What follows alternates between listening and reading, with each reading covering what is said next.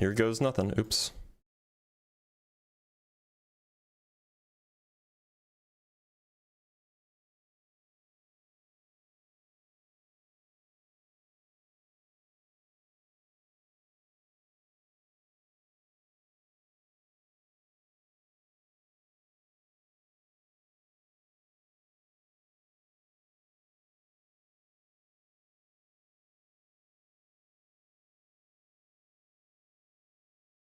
Hello, hello. Welcome, welcome. Hope everybody's having a good day.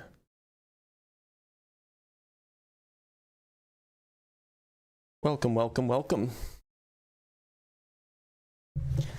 Howdy, howdy. All right, let's check some notifications.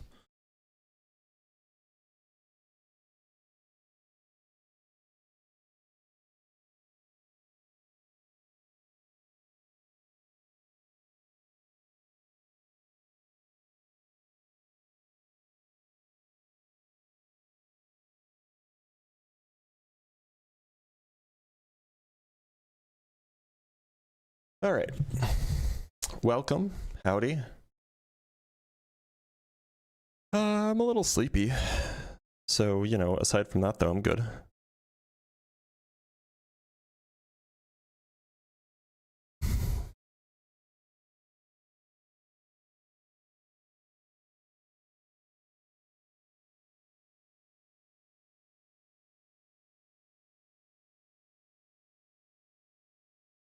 You can grab a nice coffee. No, I don't drink coffee in the morning. I only drink coffee around noon.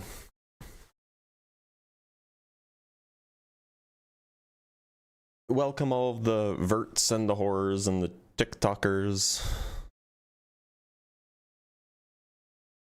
Howdy, howdy.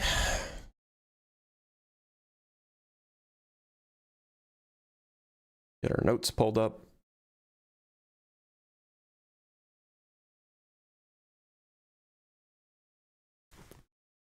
Am I only in the afternoon? Otherwise, I feel jittery. You're a smart guy. I'm surprised you side with libtards. Oh, okay. I guess we're doing that.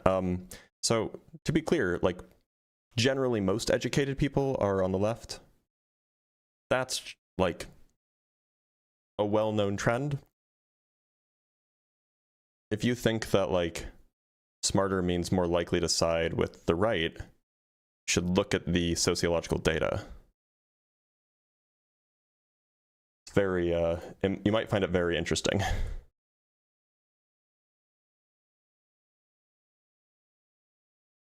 All right, we should bring up our first guest. Let me just double check to make sure that the guest box is in the right place. I think it should be like right about there. All right, let's bring up Christian Lane. Christian Lane, how's it going? It's good. How are you? I'm doing A-okay, Christian. Christian, I have a few questions if you don't mind me asking before we get started. Okay. So first things first, would you say that you were MAGA? MAGA being supporting the Make America Great Again movement? Yeah, you know, like the general movement, the ideology, you know, whatever you might call it. I wouldn't say I'm a part of the cult, but I'm definitely support Make America Great Again. Sure. Okay. Would you say that you think that climate change is A, happening, and B, if it is happening, that humans are the main cause of it? Absolutely. Okay. Would you say that the vaccines that we typically administer to children, these are like the ones that, you know, measles, mumps, rubella, hepatitis B, do you think that these are generally safe and effective? Yeah. Okay. And would you say that humans evolved from non-human ancestors? Now, with that, I'm going to say no. I don't necessarily hold that view. Okay, right. Okay, so now, I'm not rejecting it, but I that's just not my. No, that's fine. And like, look, I'm just taking like it's just a really informal like survey, just because I'm interested in what people have to say that talk to me. Anyway, so look, my claim is that MAGA as a movement, not MAGA people individually, but MAGA as a movement is anti-science, meaning that it frequently rejects and delegitimizes mainstream scientific consensus, across multiple domains when it conflicts with the ideological viewpoint, and it regularly undermines institutions and procedures that produce knowledge. Would you say that you disagree? I would say I would disagree because that's a gross generalization. We're talking about a movement here, not about people. Right, but I would still disagree because I don't think that's the movement is rejecting scientific consensus. I think certain people are because they're afraid if they accept scientific consensus, then they have to change their whole view. So you would say that, would you say that that the MAGA movement, as far as policymakers are concerned, are undermining institutions and procedures that produce that knowledge, that produce that scientific knowledge? Which ones, to be specific? Because I know all of them are not. Well, I mean, like, Donald Trump being the head of the MAGA movement is certainly doing that, or would you say that he's not? No, I'm okay with saying that he is. Okay. Would you say that RFK is? Yeah, if anybody, definitely RFK. Would you say that there are school boards across the country that are MAGA aligned that are doing that by censoring textbooks? Now that might be a little bit of a stretch. I don't know that I can agree with that one fully. I mean, sure there are some. Surely you understand. And this was like breaking news as of like earlier this week. Are you familiar with Texas A&M, that university? I am, yes. Did you hear the story about how the administration forced a philosophy professor to no longer teach Plato for ideological reasons? No, I actually wasn't. I actually didn't hear that. Yeah, so there was a philosophy professor who was teaching Introduction to Modern Moral Philosophy, I think. And as part of a administrative review of the curriculum of the curricula that they're teaching at the university, the administration or some bureaucrat in the university administration sent him an email saying he can no longer teach Plato's Symposium because it contains discussion of gender.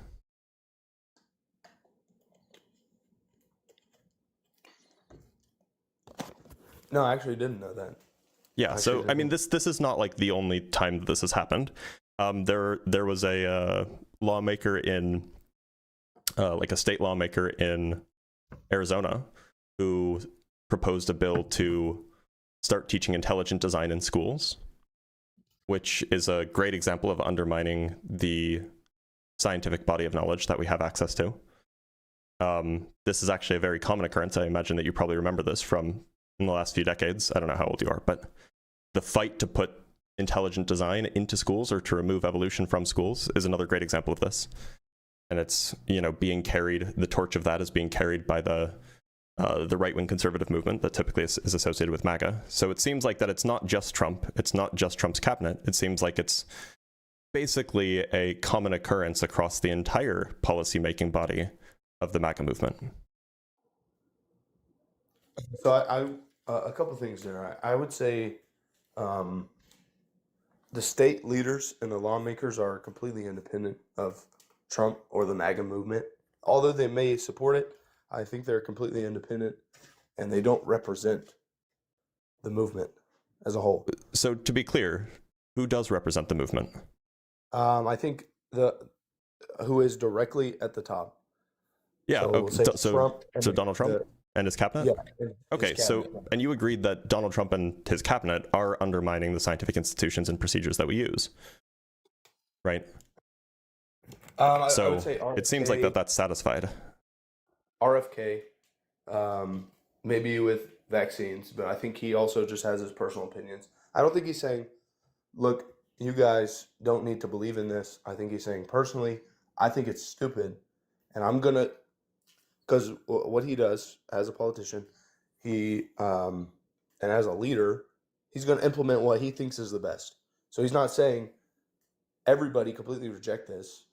He's saying, I'm rejecting this, and I'm going to put my policy in place. But sorry, I'm not talking about like his opinions. I'm talking about like the actions of the leaders. Like I'm talking about like the way that defunding is happening. Well, defunding as in what's being defunded? For example, Donald Trump's 2026 fiscal budget, or fiscal year budget for NASA, the National Science Foundation, the CDC, the National Institute of Health, all have their all have proposed budgets with their research and development funding being slashed by like up to 65%. I think NASA's budget is being slashed by, or is proposed to be slashed by like 35%. The NSF's budget, which is the National Science Foundation, its budget is supposed to be slashed by like 51%.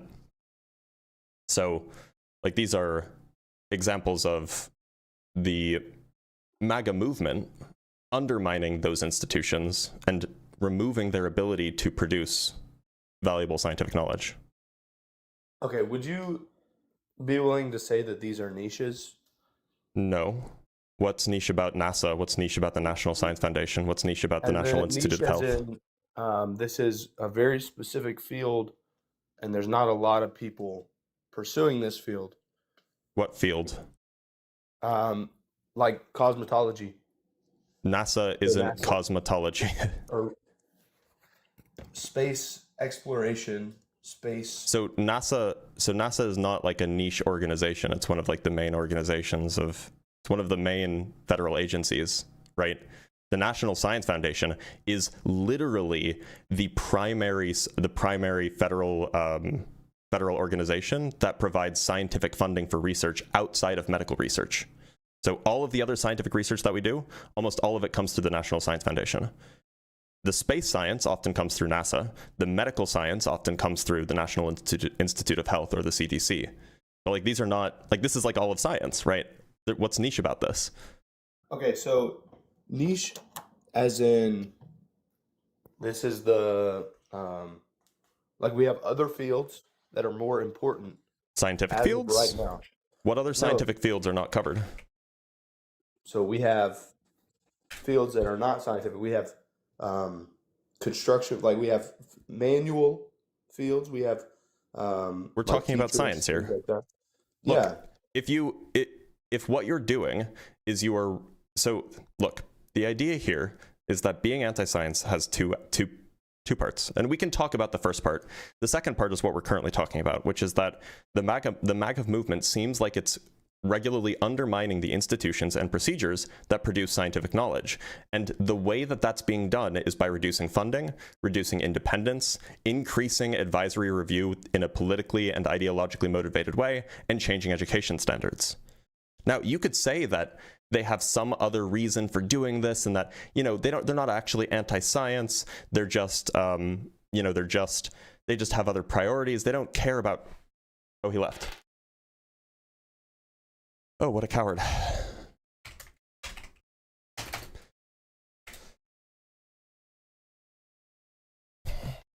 Oh well. Let's talk to Brookhaven. Love that name. What's good, my boy? How's it going, Brookhaven? Oh, shoot. What's going on, bro? Not a whole lot. Brookhaven, do you mind if I ask you a few questions before we get started? Go ahead.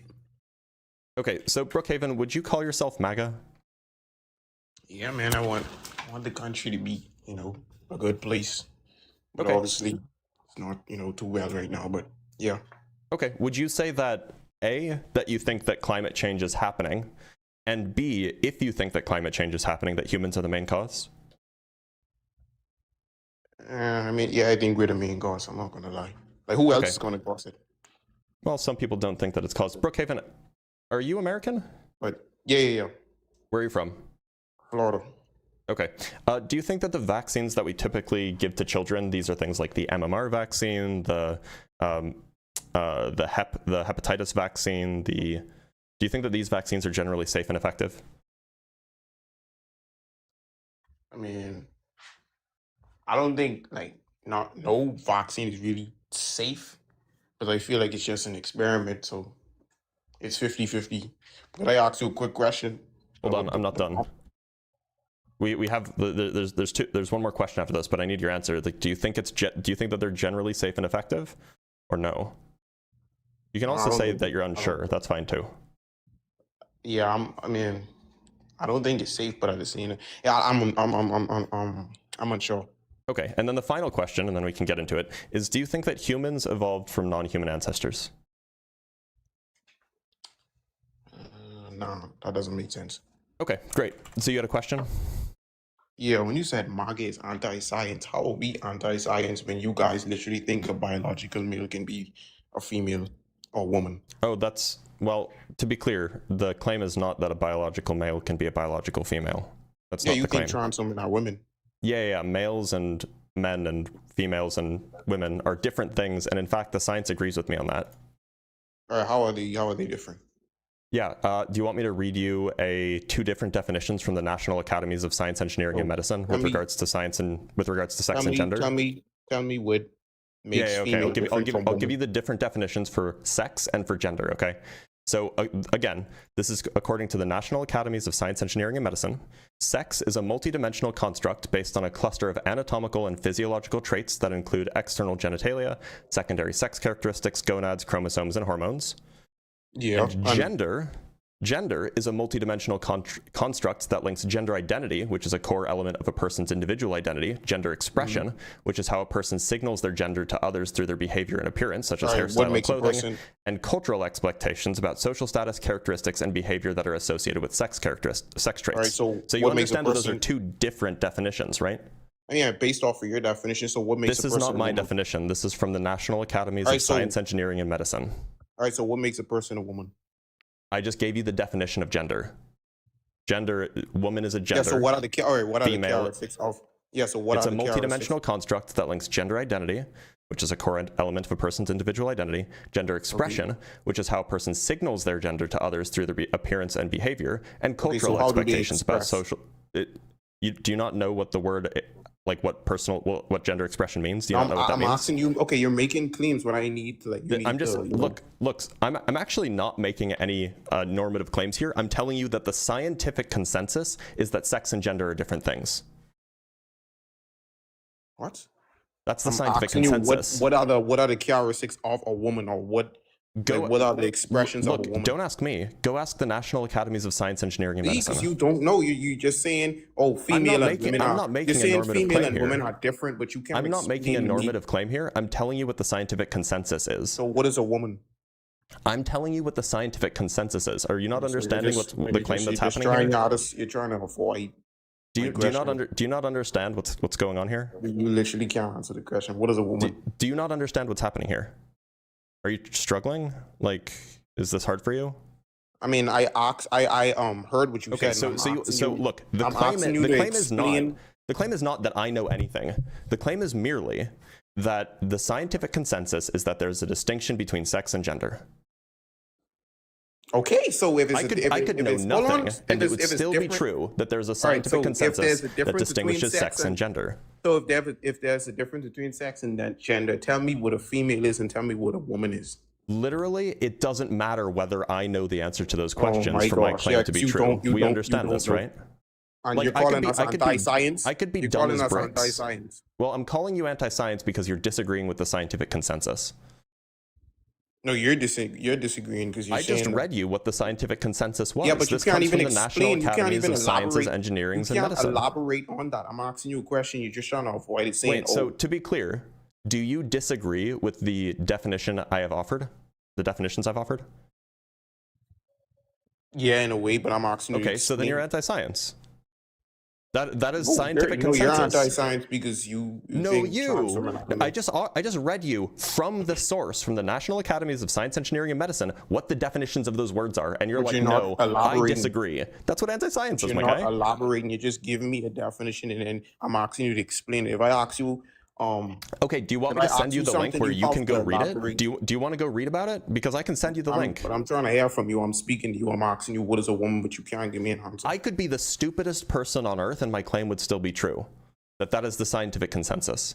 It has absolutely nothing to do with my knowledge. What is a woman? A woman is a kind of gender. You understand that, right? All right. What gender? What gender? That is a type of gender. Woman is the name of the kind of gender. You understand that, yeah? It's a horrible definition. Could you please break down what is a woman? A woman is one kind of gender. There are several kinds of gender, perhaps at least two. And I told you what the definition of All right, gender so is. what Gender is a distinguish? All right, category. so what distinguish both genders, man and woman? So I'll read the definition for you again. Gender Exactly. is a multidimensional construct that links gender identity, which is a core element of a person's individual identity, so tell me, oh gender my gosh, expression, bro. which Tell is me how a what person signals their gender distinguish to man and others woman. through their Stop behavior telling and me what the- appearance, and cultural expectations about social status, characteristics, and behavior that are associated with sex traits. So if two people have gender expression, gender identity, and different cultural expectations, then their genders will be All different. right, so tell me those things. Tell me the cultural norms and the social That depends norms on the and the culture. characteristics. That depends All on right, the so social, let's on the talk about this society. That culture. depends on the All right. characteristics. Hold on, It depends on so the let's gender talk- expression. It depends on All the right, so person's let's talk individual about- identity. Do you not understand All right. what's happening here? Yes. So let's talk about I this. understand that you Oh want my to. gosh, I understand that you read the first page of a biology 101 textbook, and now you think But you we- understand biology. Hold on. But biology, psychology, and sociology are far more complicated than you think they are. Let's Just talk about- relying on man, penis, woman, vagina, it's just not going to I take never you very said that. far. I never said That's that. So not let's what the talk about- scientific All consensus right, no, is. I'm sorry. Okay. So let's talk about 2026. Let's talk about the United States. What are the social norms of a woman in 2026? That's irrelevant for the conversation. Oh, The all of a scientific- sudden it's irrelevant. No, of But course you it's made the irrelevant. The claim. scientific consensus is that there is a distinction, and you're disagreeing with that, which makes you All right, anti-science. so tell me. See, I you're already not read to you understanding what the I'm trying to distinction say. was. Because you're trying to avoid. No, I'm just not letting you pivot to a semantic game. The point How is am I the scientific pivoting? consensus disagrees with your I'm asking you view, to break which down makes what you said. anti-science. You're just giving me a definition without elaborating or explaining. I That's gave you what the you're doing. definition, and you disagreed with it. And the definition comes from the National All Academies right, of so Science, break it Engineering, down and so I Medicine. can get on this. Okay, so which words complete- did you not understand? It would be vague. Which words did you not understand? No, I never said that I understand the definition, but I'm saying could you Oh, if break you understand down it, the then you don't need me definition? to break it down, do you? No, you're trying not to break it down because you know you will Why? like basically Wait, get but if you contradict- understand it, what's the purpose of breaking it down? so you can understand the difference between man and woman because you're But I obviously. already gave you the definition of gender. I gave you the definition of sex. You disagree never with asked- those I ne- I definitions, never and it asked for the sounds like that definition of makes you gender. anti-science. Hold on. So I never asked for I never asked for the definition of gender. I asked for the definition of. I know you woman. didn't ask for the definition of gender because you wanted to get into Exactly. a semantic So dispute so rather that- than that actually just proves that you're dodging. referring to what the scientific consensus is. So that proves that you're dodging my whole entire. Because I You're never right, asked. I am dodging your entire deflection and Exactly. pivot. That's I'm not what going to let guys you always pivot. do. So you're anti-science. So I'm anti-science for agreeing with the scientific consensus? Is that what you're telling me? No, you don't even know what you. All right, so your claim is a trans woman is a woman, right? My claim is that sex and gender are different. Yeah, so you basically agreed that trans women are women, right? Well, trans is typically a modifier. It's like Yeah, an so you just- adjective. So everything I kind of say, by you just keep definition it dodging. Why is. keep dodging? Why I you just not answered your answering- question. Why you not Like, answering trans me is a modifier, directly? right? So it's an adjective that goes in front of a noun. And so Yeah, a for trans what woman reason? would be a kind of woman. Oh, okay, good. A kind of woman. Yes. So what? and like, a woman so what is a so, gender category. All right. So what is a woman? It's a gender category. So what makes a person a gender category or a A woman? gender category is a thing that most humans have. They have one, they fall into one of at least two gender categories. Yeah. So what It makes seems them? like you're are you dumb? What confused. makes them? What makes them that? Like that's what It's I'm asking. completely irrelevant as long as there is a It's distinction irrelevant. between What the hell? gender What and do you mean? sex. It's irrelevant. So how do we know As long who's as there a is woman and who's a man? as long as there is a distinction between How gender do and we sex, know? and you don't recognize that distinction, you are currently All anti-science. right. So what are you? Are you a man? Are you a man? Yeah, sure. Exactly. So what makes you a man? That I fall into the man gender category. All right. So what? Like you're answering me. I was circular as well, but I'm asking you what. Like That's what like makes asking. you a man? Hold on. That's To be clear, circular. that's like saying what makes a chair. You say or I'm a what man makes because I that- what fall makes into that the chair man a chair? category. That's circular? What makes that chair a chair? It's in the category of chairs. It's like an object that's in that category. Like you're so smart, you're dumb at the same time. Like I'm sure. asking you a question, you just give me a circular definition. I ask you what makes you a man. You say I fall into the man category. What Brookhaven, is I'll make this makes you a very man? simple for you. I'll make this very simple for you, okay? No, this is simple for you. I'm gonna make this very simple for you. So take all of the people in the world. Now let's suppose that there's only two genders, right? Take all of the people in the world. Those people will end up in one of two groupings. We call one grouping for what reason? man, Why? and we call the other grouping woman. Yes, why? It's just the words we use to refer to different people. Why? Brookhaven, what state does Florida border? Sorry, what God. states does Florida border? Alabama and Georgia. Okay. Are you missing one? What? I can't hear you. Oh, sorry, I muted. Wait, what are we talking about now? I asked you what makes Because you... people are saying that you're not actually from the US. Yeah, because I have an accent. My mom is from... Somebody says that they have IP proof that you aren't American. What? That's just weird. But my mom is from Jamaica and my dad is from Florida. So look, the I'm point asking here you is what makes you a man? That's what I'm saying. the point is I could have a completely failed understanding of sex and gender, a completely failed understanding of gender, and you would still be anti-science here because you disagree with the scientific consensus. So what, bro? Were you born? Were you born a man? That's the whole point. Were you born a man? So look, do you understand what I just said? Do you understand the sentence, the English that I just told you? Yes, that's why I'm asking. Yes, that's why I'm asking you these questions. Okay, so you agree that you are anti-science? No, I'm trying to prove that you're anti-science. What makes you a man? Sorry, if you want to prove that I'm anti-science, then you should probably do one of two things, okay? You should Were you born a man? You should probably A, show that I reject or delegitimize mainstream no, scientific consensus, or B, that I'm interested in undermining institutions and procedures that we use to produce scientific knowledge. Are you going to do one of those two things? Are you going to keep running away? I'm staying very much on topic about whether you're or not not. You're all over the place and you're trying to dodge my question. Do you have like a YouTube or something where I can like watch this back? You absolutely can. Yeah, it's live streaming on YouTube right now. Okay, talk to me because I'm gonna show. I don't I'm know. just not going to let you deflect to like some deranged... How am I deflecting? You're literally deflecting. Because you want to talk about what's in people's pants and what chromosomes people have. When did I ever say that? For the conversation. Tell me when did I ever care That's irrelevant for the conversation about whether or not MAGA is anti-science. Because that doesn't even make you male or female. So why did I even say that? The point is you want to talk about something that's not on topic, right? Oh my gosh. You want to debate whether or not the definition of sex and gender are correct. You want to debate what it means to be a man or a woman, and that is completely unrelated to the topic here. I asked you if trans women are women. You said, "Oh, sex and gender is different." I never made that claim. I'm just asking you, what makes you a man? You've agreed with me that you agree that the definition I've provided you is not correct. All right, so I asked you, hold on, because you're going to a different thing again. Fighting against the scientific consensus. I asked you what makes you a man. You said I fall into the man category. What the hell does that even mean? That's circular. I mean, you can call it circular. Definitions are ultimately circular. It is circular because you use the same word again. Definitions are ultimately circular. It doesn't explain to me what makes you a man. Okay, I'm sorry that you have a trouble understanding this. If you didn't understand what a chair was, I'm sure when I you're couldn't explain to you what a chair was, except by showing you a bunch of chairs. So look, the way that we do English, the way that we come up with categories, is we do something called family resemblance. I don't know if you know this. Are you familiar with this? Is from Wittgenstein, if I remember correctly. Are you familiar with this notion of family resemblance?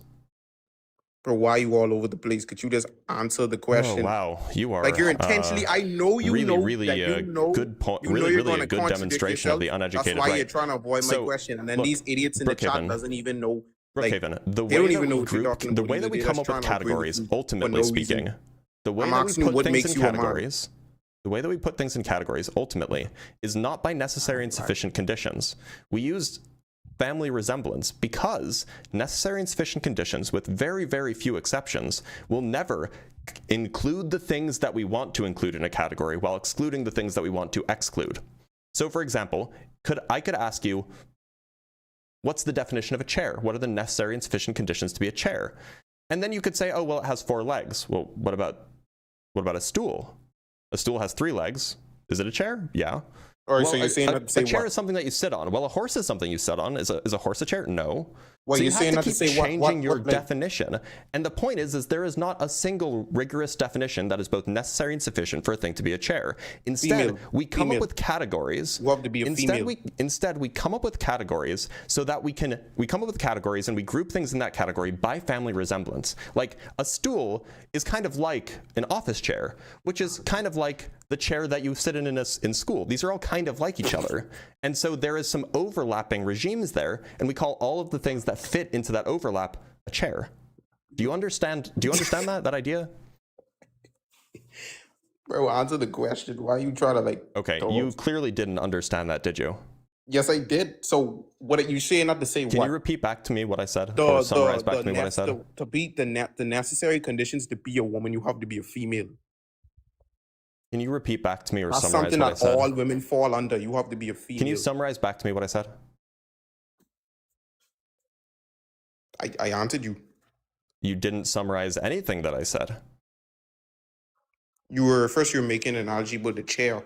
You're saying that, I guess, to be a chair, you'll have to have 4 legs, but not all chairs, I guess, have 4 legs. So I'm saying there is a necessary condition to be a woman. You have Okay, to can be you give me female. the necessary condition to be a chair?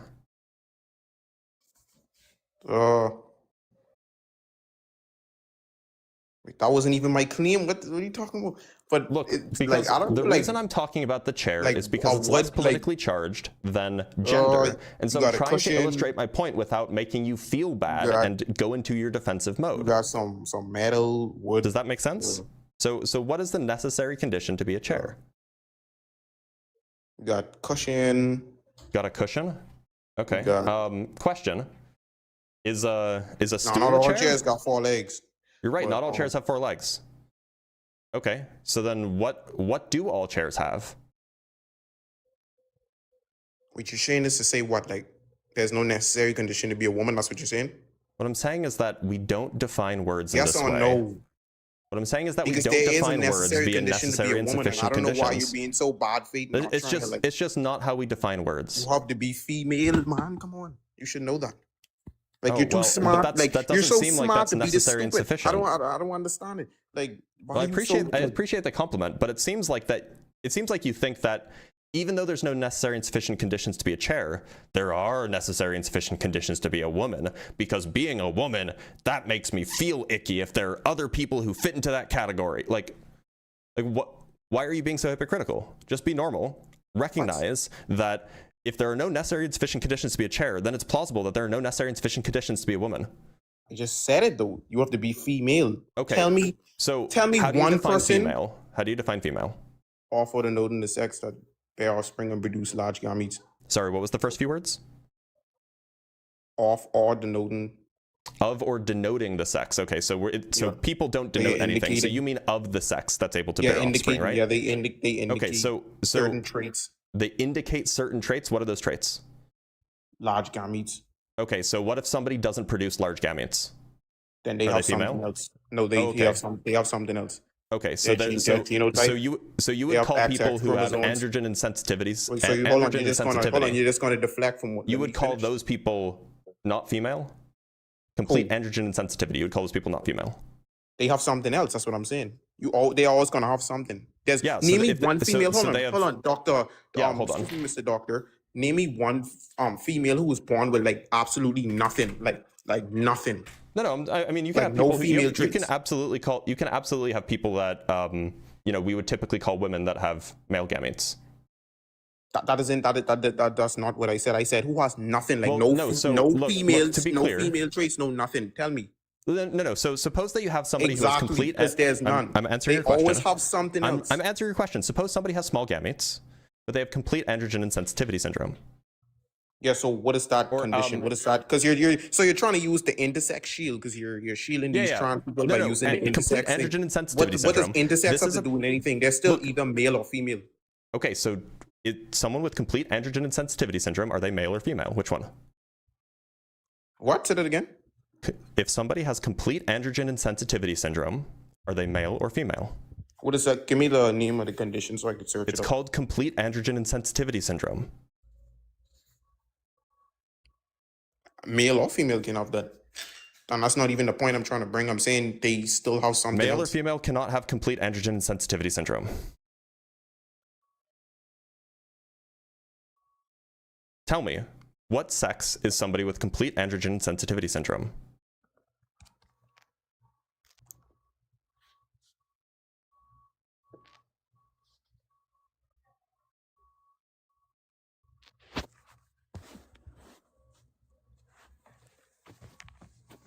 Wait, let me search up. Hold on. Okay. I would think that you would know about this, but...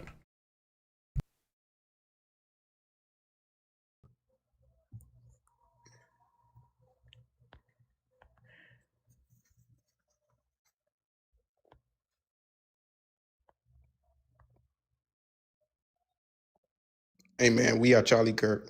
Yo, boys, man. Oh, he ran! What a coward!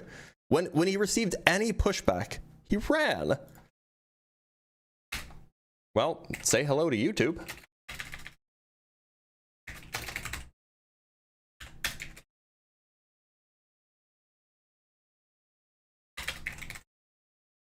That's rough.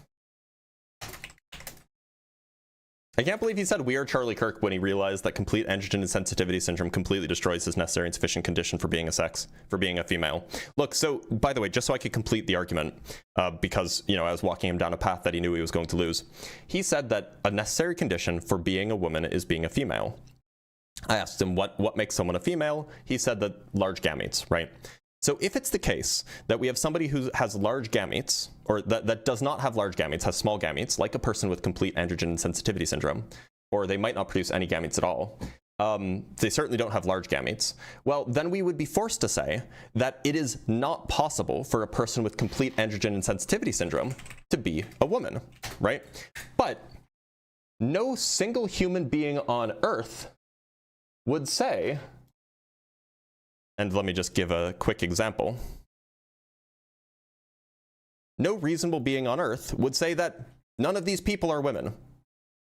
Not a single one of them are women, right? No one would say those things. So in order to make the claim that female sex is necessary in order to, you know, be a woman, you would have to say that all of these people are not women. And that's like obviously absurd, right? Because they're indistinguishable from a woman, and they would have been indistinguishable from a woman prior to the 1950s, even medically, right? Now we have karyotyping, so we can like check what people's chromosomes are, but like there was no notion of a woman prior to the 1950s that they could have ever checked to see whether or not these people were women or not. They would have just been like, yes, they're obviously women. Anyway, so that was the argument here.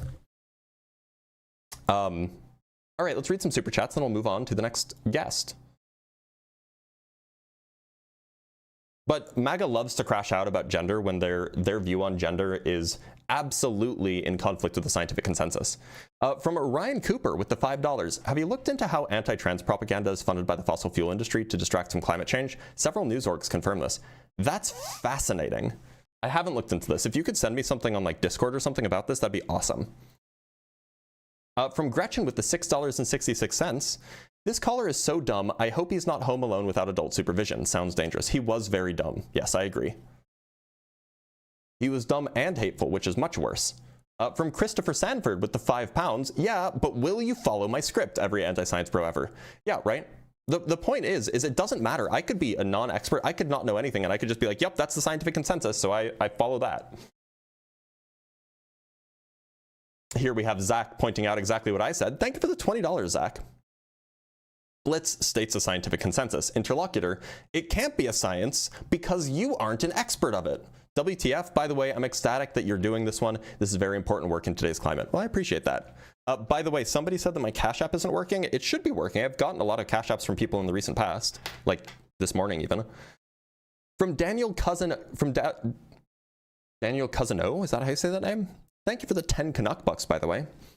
This guy is so too dumb, I think you mean is too dumb to understand what you're saying. Gender is a social construct by definition. He's proving your point, but is too dumb to realize this. Yeah. From Saint Diluted with the $5, Brookhaven has been banned from Santana, Dean, and Parker's lives because he just wants to spew hate. Never argues in good faith. Fair enough. I mean, he's going to go on my YouTube channel. From Christopher Sanford with the oh, I already read that one. I read that one. Oh, it's being goofy again. We have $2 from JM with the thumbs up. Thank you so much. And we have $5 from Just Some Guy. MAGA crashes out on gender until you scrub their search history. That's a good point. And by the way, I just got a Cash App from Shay saying testing 1 2 3. So it does seem to be working, in fact, the Cash App. All right, let's bring up Yappington.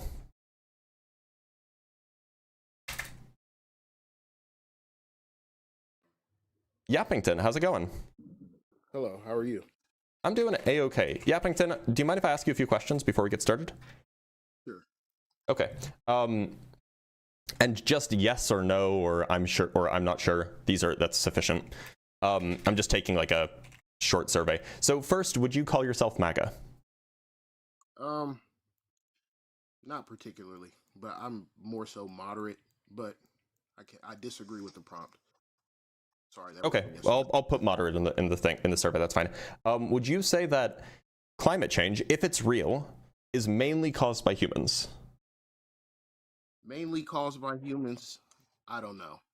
Exacerbated by humans, certainly. Okay. I'll put unsure if that's okay.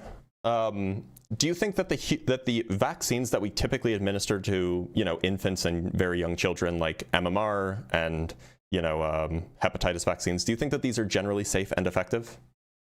Generally, yeah. Okay. And do you think that humans evolved from non-human ancestors? Yeah. Okay, great. Now, you said that you disagree with the prompt, so want to tell me why? Well, the nuance here is I disagree that it's MAGA that is anti-science. I think people are anti-science and anti-intellectual in general. And I think you're kind of demonstrating this, right? Like the conversation you just had with the last guy about trans people.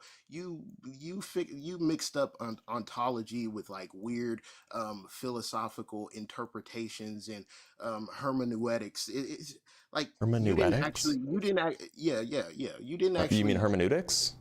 Hermeneutics is interpretation of the Bible. Well, I mainly learn from reading. I don't have a college degree. Okay, that's fine. But the point here is, I don't like the conversation you were having with the last guy about trans women or men or women. That doesn't make any sense. And then you argue that there's scientific evidence for it, which violates. No, I was telling you what the scientific. I was telling him what the scientific consensus was. But that's what I'm saying, right? How is there a scientific consensus on something that the left... Hold on. Go ahead. How is there a scientific consensus on something that the left largely views as social constructionism? Well, sociology is a science. Sure. Psychology is a science. Neurobiology is a science. Sure. And also, so we can study these things in relation to a person's experience. That's science. There can be a scientific consensus on this. So let me ask you a question before I put an assumption on you. Do you believe in social constructionism? You'd have to define it. Basically, the idea that concepts are socially constructed, like gender. Some concepts certainly are. Right. Do you believe that gender is socially constructed? In a sense, I think that there are probably also psychological aspects to it too, and I'm not sure if that's socially constructed, except insofar as like we put a socially constructed name to some sort of experience or some sort of identity. Right, but how can you not then extend that logic to biological sex? You could easily argue that gender is a derivative from sex. You could argue that, but the neurobiologists and psychologists would disagree with you. I wasn't finished. Sex or gender is derived from sex. It's material referent. That you could easily make that argument, but you reject it largely. You could make that argument, but you'd be disagreeing with the scientific consensus.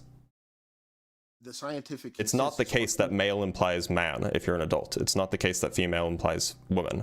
That's the scientific consensus is that that's not the case. The scientific consensus on something that is widely viewed as socially constructed. Yeah. We have a social construct, and then we can look at how does that social construct, like we can make objective determinations about whether that social construct aligns with or categories in that social please. That is a downstream effect. to be clear, there is a social construction. Whether or not you think gender is socially constructed or not, that's irrelevant. There is a notion of gender. There is a notion of gender, man, woman. Like these are notions of gender that exist in societies. Whether or not they come like intrinsically from psychological or neurophysiological effects, or whether they come merely from sociological effects is completely irrelevant. There are those categories. Those categories exist in human societies. There's also categories of sex. And the question is it the case that if you are of one sex, then you are guaranteed to be of a specific gender? And the answer, scientifically, is no. But that doesn't make any sense, because once again, okay, I'm sorry it doesn't make sense to you. You're just saying that the scientific consensus is wrong. Right. You're asserting the scientific consensus. Do you want me to show you? Ma'am, I mean, sir, I'm saying that I agree that gender is socially constructed, but that when we take the idea that gender is socially constructed, it decouples it from material reality. You're then trying to impart material reality back onto something that we believe is socially constructed, which has already been decoupled from material reality. That doesn't make sense. You're downstream from what actually is going on, right? Like I said, I can agree that gender is socially constructed, but where is the scientific consensus on something that is socially constructed? You understand that sociology is a science, right? Everything is downstream from that construction. Do you understand that sociology is a science? Yes. Okay. Do you so you understand that sociology, one of the things that they do is they study social constructs? Sure. Okay, so you can come to scientific consensus with regards to social constructs. Hold on, let's be perfectly clear. There's 101 different philosophical interpretations. You're picking one. 101 different philosophical interpretations of what? Of gender, of the psychological understanding of humans. There's like three primary. By the way, there's like three primary ones, just so you're aware. And yeah, there's actually like polling data. And many others. You want the philosophical categories of what gender is? This is a survey of philosophers asking whether gender is psychological, social, biological, or not real.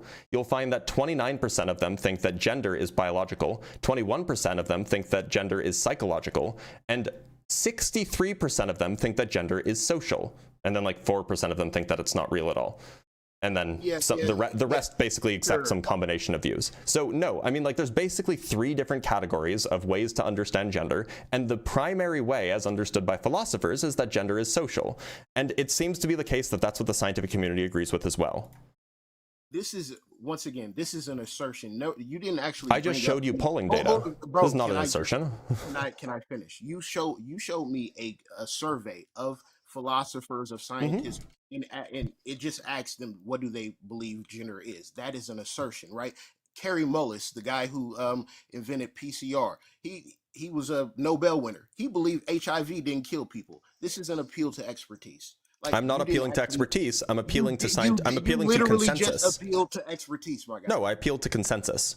Right, consensus, which is appeal to expertise. You didn't demonstrate. No, it's not appeal to expertise. Evidence. Where was the scientific? By the way, appealing to expertise isn't a fallacy. Where was the scientific evidence in what? Well, so the reason I brought up the survey that I just showed you is because you said that there's Yappington. The reason I showed you Yappington. The reason, wow, your name really checks out. The reason why. Me, my guy. Let's be for real.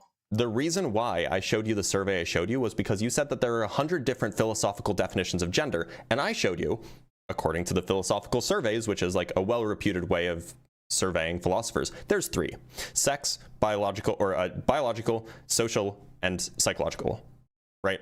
And like those are the three ways, and the vast majority of philosophers think that gender is a social thing. Now, if you want to actually look at the science behind the way that we understand gender, look no further than the difference between transgender brains and cisgendered brains, because there is a difference. There's no scientific consensus on that, and arguing that there is in bad faith. There's no scientific consensus on that? On whether gender is associated to brain structure. There is so to make the claim that there's no scientific, to be clear, to make the claim that there's no scientific consensus, I would imagine that you would have to show that there is research, or that there are claims that are disputing this, right? That there is a scientific consensus. I made the claim that I can show. I made the claim that I can show you that there is a distinction between transgender brains, at least a bit, and typical cisgender male and cisgender female type brains. Sure. So let me So ask you that certainly exists, and here's a study on it, by the way. Sure. So where do you think gender came from? If it's socially constructed, where did it come from? Why did we construct it? Look, I'm not a psychologist. I'm not a neurologist. I'm not a sociologist. I don't have the answers. I'm just going off of what the scientists say. You're going because off I'm not what the anti-science. Like I said, Carrie Mullis said that HIV didn't kill them. Right. That's why we don't that go was off the of Nobel individual. winning- That's why we don't go off of individual scientists. We go off of scientific consensus. So if the scientists are going to tell me that there is a distinction between sex and gender, and that sex needs to be taken, or that gender needs to be taken seriously as far as, you know, examining neurophysiological constraints as much as gender does, as much as sex does, then I'm going to believe them. Sure, and 200 years ago, the scientific consensus was, "I'm not a human." Oh, so we're doing anti-science now. No. Science was wrong in the past, therefore we shouldn't trust science now. Bro, no, that's not what I'm saying at all. I definitely believe in science. Okay. I think so why are you challenging the scientific consensus here? Hold on. I think you're weaponizing science to support a politically motivated ideology, and I don't agree with that. To be clear, do you think that the scientific consensus amongst, say, neurophysiologists, psychiatrists, psychologists, sociologists, do you think that they think that there is a genuine distinction between sex and gender, and that being one particular sex implies that you are one particular gender? Do you think that that's the case? Or do you think that the scientific consensus goes the other way? It's irrelevant.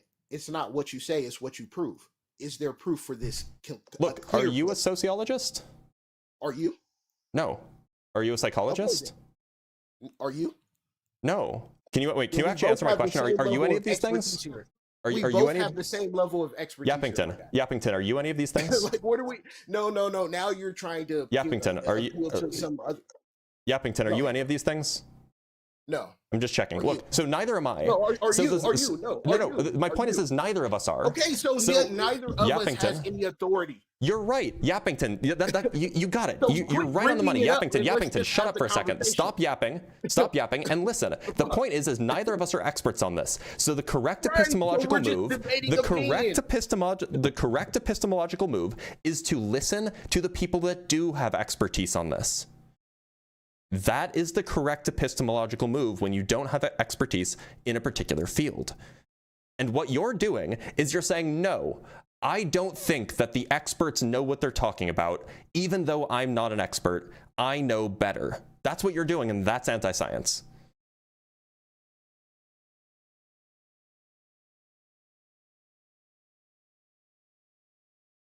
I am saying that the experts are asserting something that there is not conclusive empirical evidence of, and you're asserting their interpretation of the data that does exist as being incontrovertibly true. That's so to be clear, saying. You're saying that they are making unfounded claims, and you are justifying that you're justifying this position by what? How are you justifying this position? I am saying that they have not conclusively demonstrated that gender is associated with someone's neurotype. Okay, so to be clear, on what grounds are you coming to this conclusion that the justification that they're using is insufficient? The lack of evidence. Okay, and have you evaluated this evidence? I imagine that in order to evaluate the quality of the evidence and the quantity of the evidence and, you know, the implications of the evidence, you would need to have some degree of expertise to evaluate it, right? Sure, so why are you asserting it? Because I'm not. So? I'm just listening to what they say because they have the expertise in that area. But how do you know what they say is true? It's called a sound epistemology, right? It is the case, Yappington. Okay, clearly not. Well, you might know it. You might know what it is, but you don't have a very sound epistemology. So Yappington, of human understanding. I get it, bro. Okay, I understand that you know what the word means, but you don't have a sound epistemology. So here's the point. The point is, your epistemology is apparently if something is politically inconvenient, you question the people who know better than you. No, that's not my epistemology. It seems like it is. No, my epistemology. Look, Yappington, if you don't, so let me just, perhaps we can change to a less politically charged topic. If you need advice let's say that you're having heart palpitations, right? And you want to know what's going on. Do you go to a cardiologist, or do you go to your next door neighbor, who is presumably not a cardiologist? Obviously, my cardiologist, but okay. cardiology if you is need, a far more well-settled science. If you need advice on how to, I don't know, on how to invest your stocks, do you go to an economist, like a microeconomist, or maybe like an investment banker or whatever, or do you go to your next door neighbor? My economist. Okay. Now, if you need help trying to understand, you know, why the KKK still exists in 2026, do you go to a sociologist or do you go to your next door neighbor? Once again, my sociologist. Okay, right. So when you're trying to figure out what's true, even if you recognize that they could be wrong about it, the best epistemological move is to ask the people who are experts in the field. You don't just go to some random Joe Schmo. You don't just listen to your intuition. You go to the experts in the field. And for all of these things, cardiology, economics, and sociology, these have varying degrees of subjectivity, and yet you understand that they're more likely to know the answer than you are. Sure. So why does that not apply here? Because when I go to the experts and I ask them the question and they show me the evidence, I find it insufficient. And let's be clear, you are hold on. You are leaning into the people who are experts in this, who agree with your opinion, and completely ignoring the ones who don't. Do you think that there are a lot of like sociologists or psychologists or like neuroscientists who think that like that sex implies gender? What would be a lie? Like, you know, let's say more than 30%. It doesn't have to be the majority, but like, you know, we can even say like more than 20% if you wanted. A statistically significant amount, sure, yeah. Okay, and can you support that? Let's go back to your survey. That supports it, right? Those were philosophers. Those were not sociologists, psychologists, or neurobiologists. I thought you said they were neurobiologists. No, I said that they were philosophers. My fault. Either way, doesn't matter. Just because you assert so, like let's be honest. Either way, it doesn't matter that I can't support my view. Hold on. You still haven't brought up any of this conclusive evidence. Look, I'm not an expert. I don't have all the conclusive evidence. I just listen to the people who are. I just listen to the people who are. This based off of what people say, not based on the based evidence, off of what based off what the scientists say, yeah. Based off of how they interpret the evidence. Which is because I trust them to interpret the evidence with regards to, you know, brain structures, with regards to psychological experience, with regards to, sorry, I was in the middle of a sentence. I trust them to interpret the evidence in their field better than I would interpret the evidence in their field. Sure, right? Sure. So why don't you trust that experts in their field who disagree with this opinion? I've talked with several people. Like, Yappington. This doesn't make sense. You're not Yappington, I'm answering your question. Don't cut me off. I'm answering your question.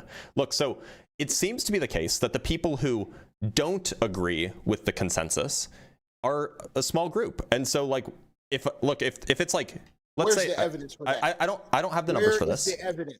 Yappington. So you asserted Yappington, it. I'm in the middle of answering your question. I'm in the middle of answering your question. Yappington, I'm in the middle of answering your question. Okay. So I've spoken with several neurobiologists, I've spoken with several sociologists, and from what I've heard from them, the way I understand that they see their fields is that, yeah, there's like overwhelming consensus that this is the case. Now, they could be lying to me, you're right, but the best way that I could come up with a way to establish what is true about a field that I'm not well read on, that I'm not an expert in, is to just listen to the people who are. Right? That is the most effective way that I can get information that is likely to be correct. You understand that? Sure. And so that's what I've done. Have you done that?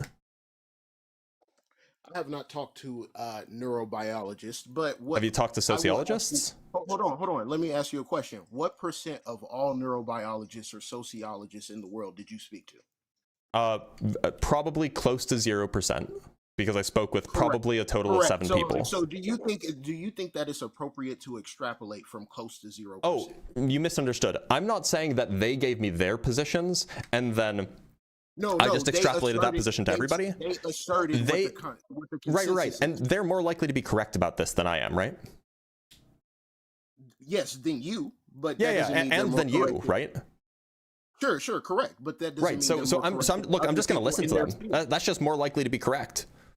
Right, but you're just picking who you agree with, or you're picking who you listen to based on whether they agree with your political opinion or not. Have you ever to be clear, have you ever heard a sociologist or a psychologist or a neurobiologist say that actually it's not the consensus that sex and gender are different things? Oh my God. So where's the evidence that this is the consensus? You're expecting me to take tertiary evidence. So to be clear, you saw this in the earlier conversation. I was about to provide it for you. One time. Yeah, go ahead. Just finish one time. Jesus Christ. Go ahead. Your tertiary evidence. You got it as a secondary source. I'm getting it from you as a tertiary source, right? Do you think, from my perspective, that is reliable? No, so you can actually just go and read stuff. But hold on. Yappington, I'm giving you look, so you can just go and read stuff if you want. But the thing is if I give you an individual journal articles, unless they're meta reviews, which are hard to come by and are hard to write, they're not going to tell you about the consensus. So instead, what I can do is I can offer you several different articles that are all aligning in the same direction, or not articles, perhaps. Another one would be like an official website of a national academy. Another one would be like an official statement of a neuroscience journal. So for example, here's a paper published in the Journal of Neuroendocrinology. This paper is called Neurobiology of Gender Identity and Sexual Orientation. It's by C.E. Roselli. Now, this is by a single author, right? So it's hard to say if the claims in here are the scientific consensus, but what you can do is you can go look through it and you can see that at least this idea is not so uncommon because there's papers published on it. And then you can go look at, let me pull up another thing. Right, but uncommon is not the same. And then you can go look at definitions offered by the National Academy of Sciences, Engineering, and Medicine, and you'll find that those definitions, it offers different definitions for sex and gender, right? And this is like the official definitions offered by the National Academies of Science, Engineering, and Medicine. So like that's a large organization that has this view, so that at least speaks for many people. And then you can go look at the official policy of the Journal of Neuroscience, and what you'll find is that they are telling you that you should account for sex and gender in brain and behavioral research. Right? So like you can go look at these things and you'll find that like across the board, these organizations, you'll find organizations that agree with this view. You will find many individual papers that are defending this view. You will find kind of more popular approaches that are explaining this view. And so when you look at all of those pieces of data individually, you can build a coherent story in your head that the scientific organizations and the scientists themselves and the people who are reading the scientists, they're all coming to the same conclusion, right? So that's how that in conjunction with the people telling me that this is consensus leads me to the conclusion that they're probably right. Let me respond, bro. Go ahead. Jesus Christ. Like, first of all, like something not being uncommon isn't the same as the consensus. Second of all, you could pick and choose, cherry pick the data you give me. That doesn't mean it's a consensus. And third of all, we all know, like anybody who's been in academia knows there is a lot of political bias in academia that pressures people into certain siloed positions. You think that just because the people who typically come up here don't know this, I do. I don't. I do. You have not offered any evidence of your position. You're simply asserting based off of secondary. By the way, I did just offer a lot of evidence. I don't accept that. I did just offer a lot of evidence, by the way. You might not find it compelling, but it was evidence. Certain interpretations. That is not the collective view. That is interpretations by specific. No, you're just making an assertion. I provided evidence for the position that this is a consensus view, right? If you can assert, so then provide me the conflicting evidence then. I don't need to. I'm asserting it. That's all I need. Well, but I just provided you with evidence.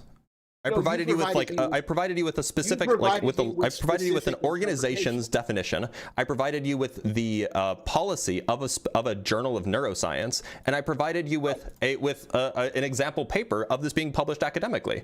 So that is evidence, right? and you reference their definitions of gender and sex, do you believe that I think that gender and sex are the same thing?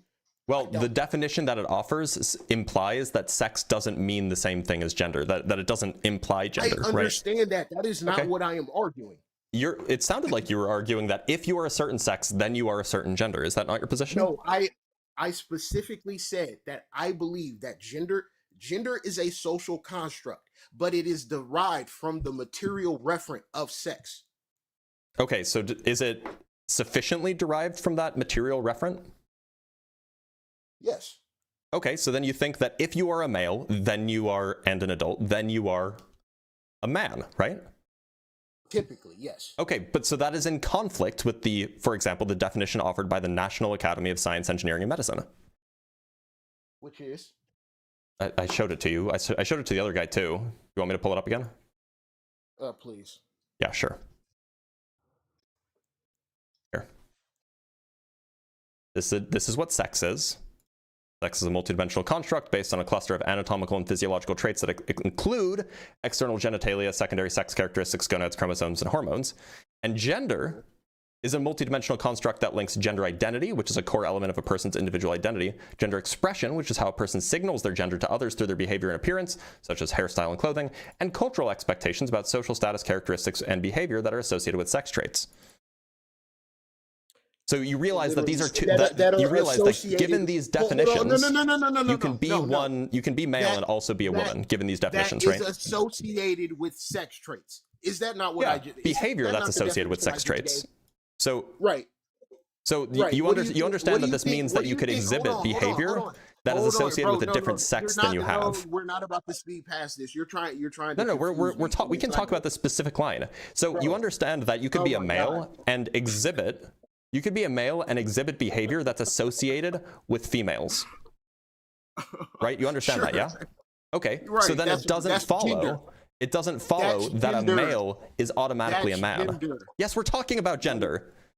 Right. And we both agree that sex and gender are different things. And right, but your implications I'm sorry.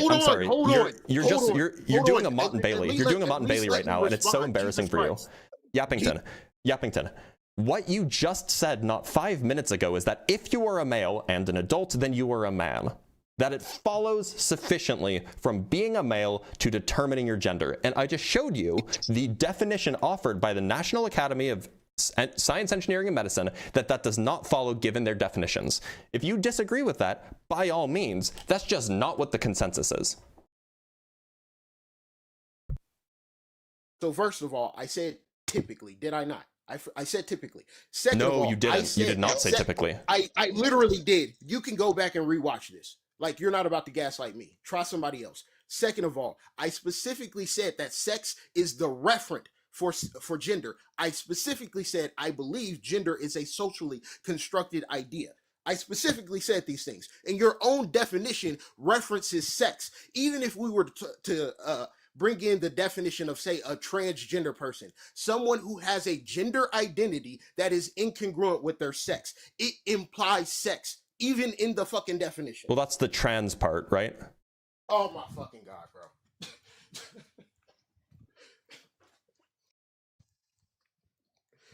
Do you want to, should we actually rewind? Do you want to do that? Sure, go ahead. Okay, let me see if I can pull it up. The rewind feature hasn't been working lately, but I'll see if I can make it work. Oh, I didn't know you could do it while you were still alive. That's cool. Okay, I don't know why the Brave audio is... Here we go. Oh, I didn't know you could do it while you were still alive. Okay, so let's rewind. Characteristics, gonads, chromosomes, and hormones. Of your position. You will find... in common because there's papers published on it. Jesus Christ. Like, first of all, like, something not being uncommon isn't as evidence, by the way. You might not. That is interpret the position that this is a consensus evidence. Provided you with I think that gender and mean the same thing as gender. That it doesn't imply gender. Right? Implies that sex doesn't mean the same thing as gender. That it doesn't imply gender. I understand that. That is not what I am arguing. It sounded like you were arguing that if you are a certain sex, then you are a certain gender. Is that not your position? No, I I specifically said that I believe that gender is a social construct, but it is derived from the material referent of sex. Okay, so is it sufficiently derived from that material referent? Yes. Okay, so then you think that if you are a male, then you are, and an adult, then you are a man, right? Typically, yes. Okay, but so that... See, So- you tried to gaslight me. No, but hold on. That's crazy. So then you contradicted yourself. No, admit But that it you were is wrong. derived. Admit that you were wrong. So you contradicted Admit that yourself you were then. wrong. Wait, No, hold on. admit that you were wrong. So absolutely you You said the word said I typically. didn't say typically. So You said I Yappington, didn't say you're right. typically. You're right, Admit- Yappington. No, before I we just said move on with the you're right, conversation, Yappington. admit that you were Yappington, wrong. you're right. You did say typically. However, you also said that it's sufficient, which means that you've contradicted yourself. It can't be sufficient and then also just be a typicality.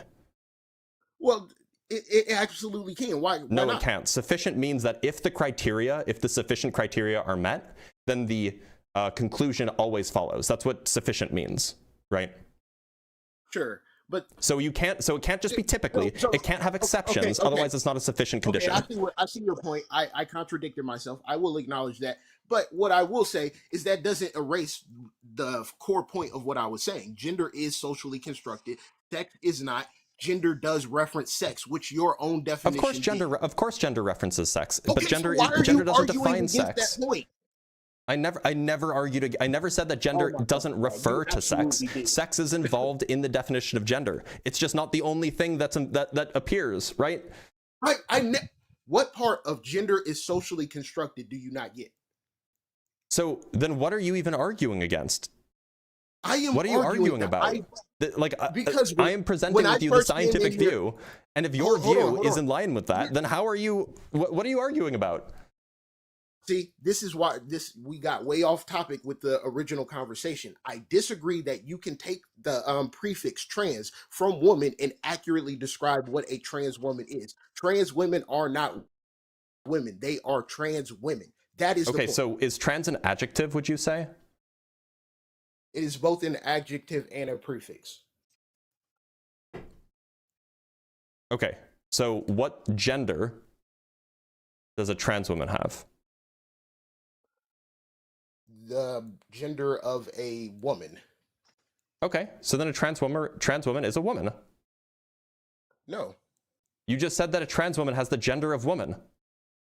Well, you're reducing what a woman is. What do you mean? I'm just asking you what gender category does a trans woman fall into? Hold on.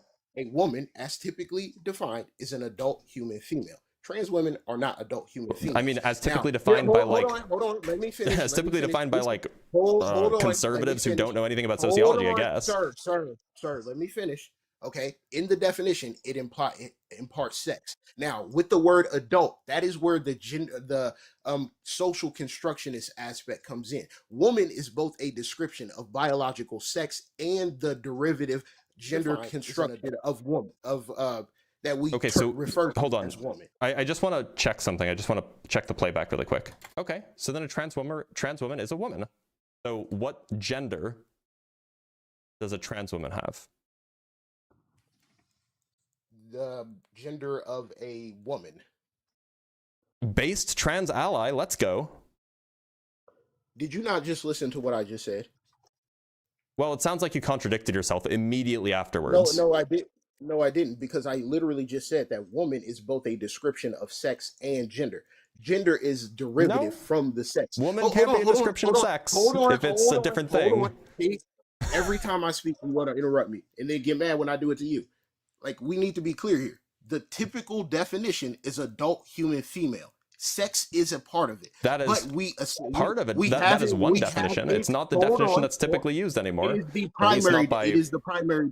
It is the primary people definition. In the social sciences and the psychological sciences. Bro, it is the common definition. It is the most amongst like lay people. Oh my fucking God, Jesus Christ! It is the most commonly utilized definition, and pragmatics demands that it be the primary question. Definition. Is Wonder Woman? Hold on. Is Wonder Woman a woman? Jesus fucking Christ! Is Wonder Woman a woman?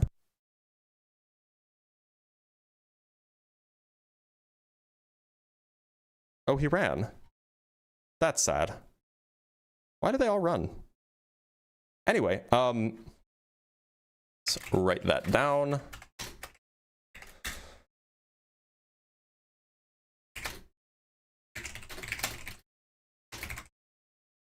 Based trans ally, though. We do love our trans allies. All right, let's read some super chats and then bring up our next guest. From Gretchen with the $2. Dude, try being shut the fuck uppington for like 2 minutes. That's funny. And from just some guy with the $5. I consider myself a moderate equals I'm the MAGA-iest MAGA ever to MAGA. I just don't want you to call me that. I mean, look, I'm not gonna, if he wants to self-identify as a moderate, by all means. From Bacon and Bush with the $10. If you haven't spoken to everyone in every field and read everything ever written, you'll never know as much as some guy who'd dismiss everything that doesn't support his ignorance anyway. That's true. It's true. You have to read everything, it turns out.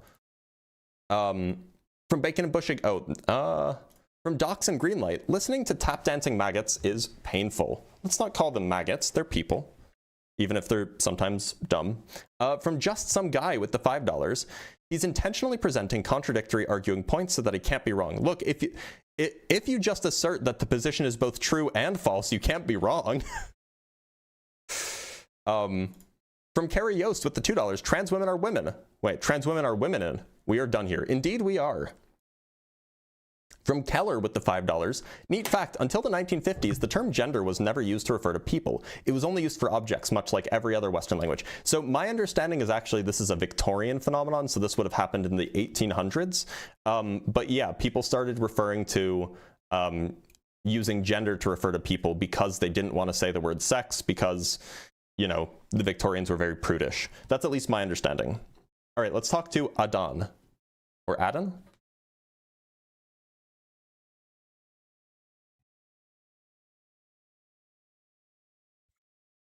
Adon, how's it going? Hey, it's going good, man. How are you? I'm doing all right. Am I saying your name right? Yes.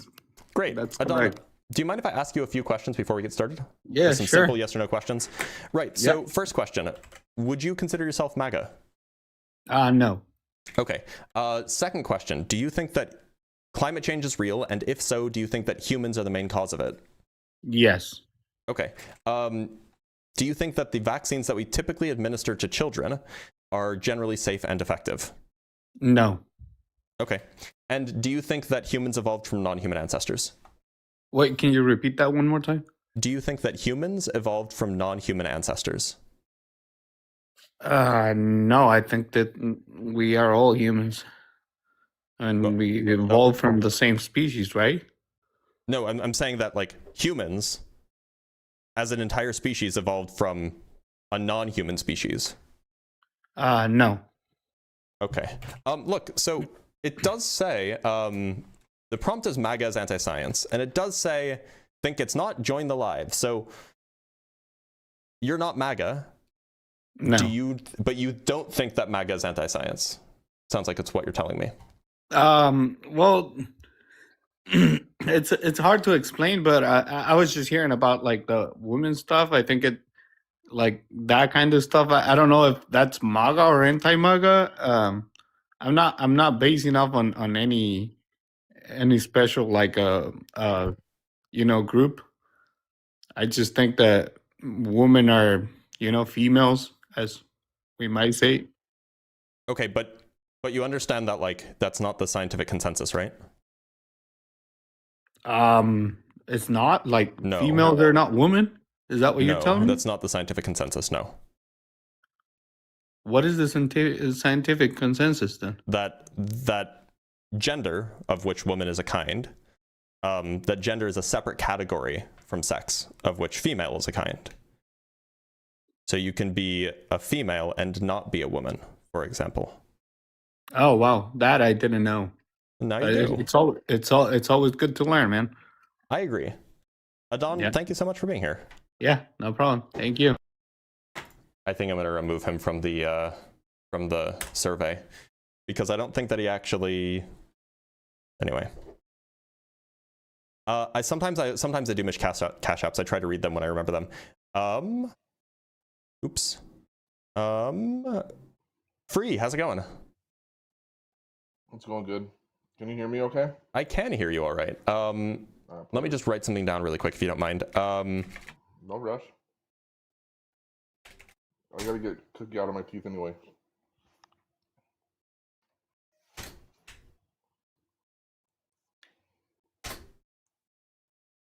Okay, Free. So, do you mind if I ask you a few questions before we get started? No, not at all. Okay, so first question, and these really, like, they don't require complicated answers, just yes, no, or unsure, and then we can get into the details. Is that okay? Mm-hmm. So the first question is, would you consider yourself MAGA?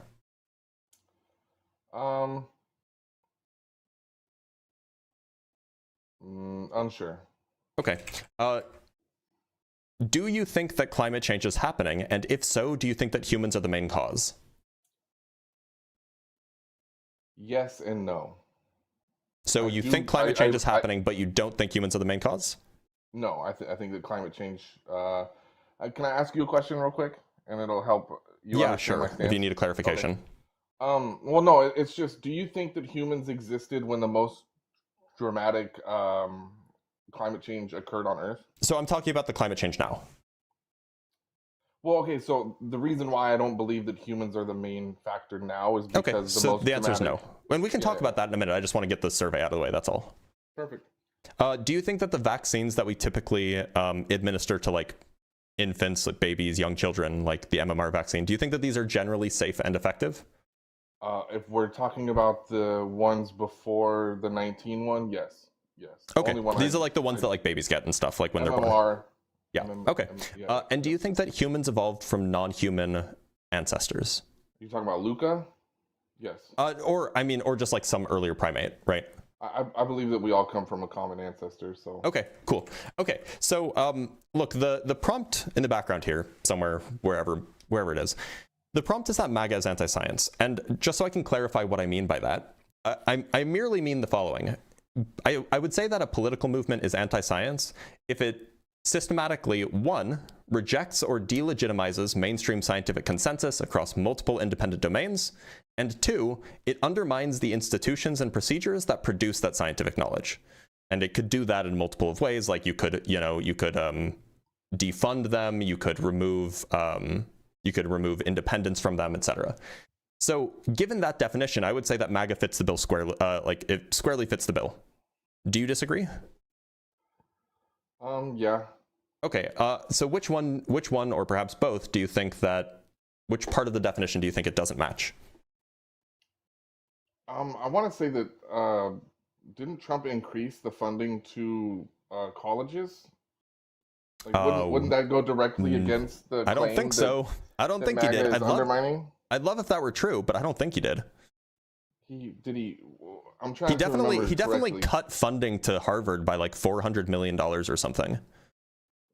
But he didn't.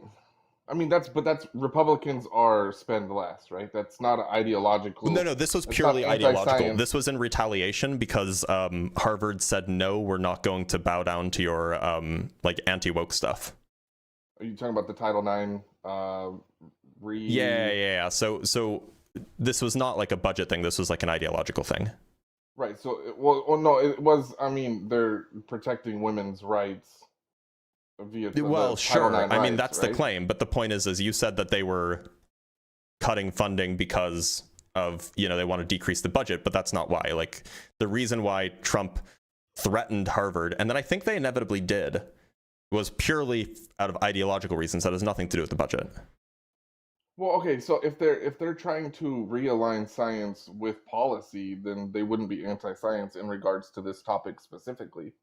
So, right? I don't know which topic specifically you're talking about, but if you are undermining institutions and the procedures that we use or the methods that we use to produce scientific knowledge, like if you are undermining or canceling, if you're undermining like the granting procedures that we use to, say, determine who gets scientific research funding, if you are cutting scientific research funding from various organizations and or reducing the grant output that you give for scientific research, it doesn't sound like that this is just realigning. This is just undermining the way that we do science in the country.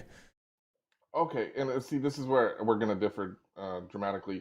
I believe that the institutions have already been undermined, and the proof is that the consensus is in regards to like the gender definition are anti-science themselves. So that's proof that the institutions have already been undermined and are anti-science. So how does it mean that science is anti-science? Like, how could scientific consensus be anti-science? If by anti-science we just mean that it rejects or delegitimizes mainstream scientific consensus across multiple independent domains and undermines the institutions and procedures that produce that scientific knowledge. Like, how I would say that. Sorry, I didn't mean. Do you just mean something else by anti-science?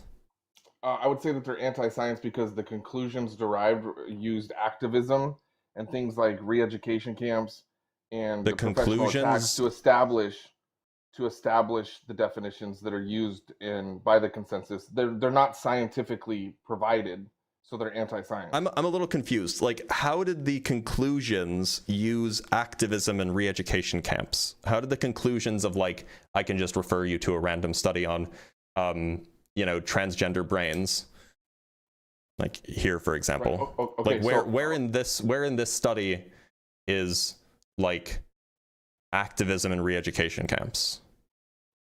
Okay, so that's not those two things aren't going to overlap directly in that study. Or right? So activation or picture. Activism or like where is the science? How is the science being undermined by the scientists? Okay, so you agree that peer reviewing is a big part of establishing the consensus, correct? Absolutely. Okay, so if the peer review system was manipulated in a way that anybody that had didn't align with what was being pushed, they were attacked professionally. Would that be an honest peer review system? Or So if you said sorry, can you repeat that? It was a little bit unclear. Yeah, it was. My bad. So the peer review system has to operate honestly, and in order for it to operate honestly, there must be opposing opinions. And what took place well, not necessarily, right? Well, you have to study it, right? You have to study the opposite to arrive at the truth claim, right? You have to establish that. And just to make it less political, like if somebody's publishing a study on precision measurements of gravity, you don't need to bring a flat earther on to peer review it. Wait, hold on. Say that one more time. If somebody is studying I don't think I would ever think that. If somebody is like doing an experiment on like precision measurements of gravity or something, you don't have to bring on somebody who doesn't think gravity is real to peer review the study. Well, but okay, no, I agree. So like you don't need to bring on the opposition in order for peer review to happen. You should allow for the publishing of things within the community that provide opposing opinions. Right? Yeah, so long as the research is conducted well, sure. Right, and what took place was those people were attacked professionally. But was their research published? No. Okay, no. So how do you know that their research was good if their research wasn't published? It was labeled transphobic. How do you know that their research How do you know that their research was good if it wasn't published?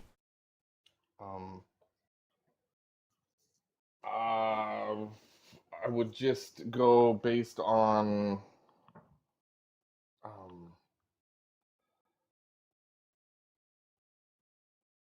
I don't really have a good answer.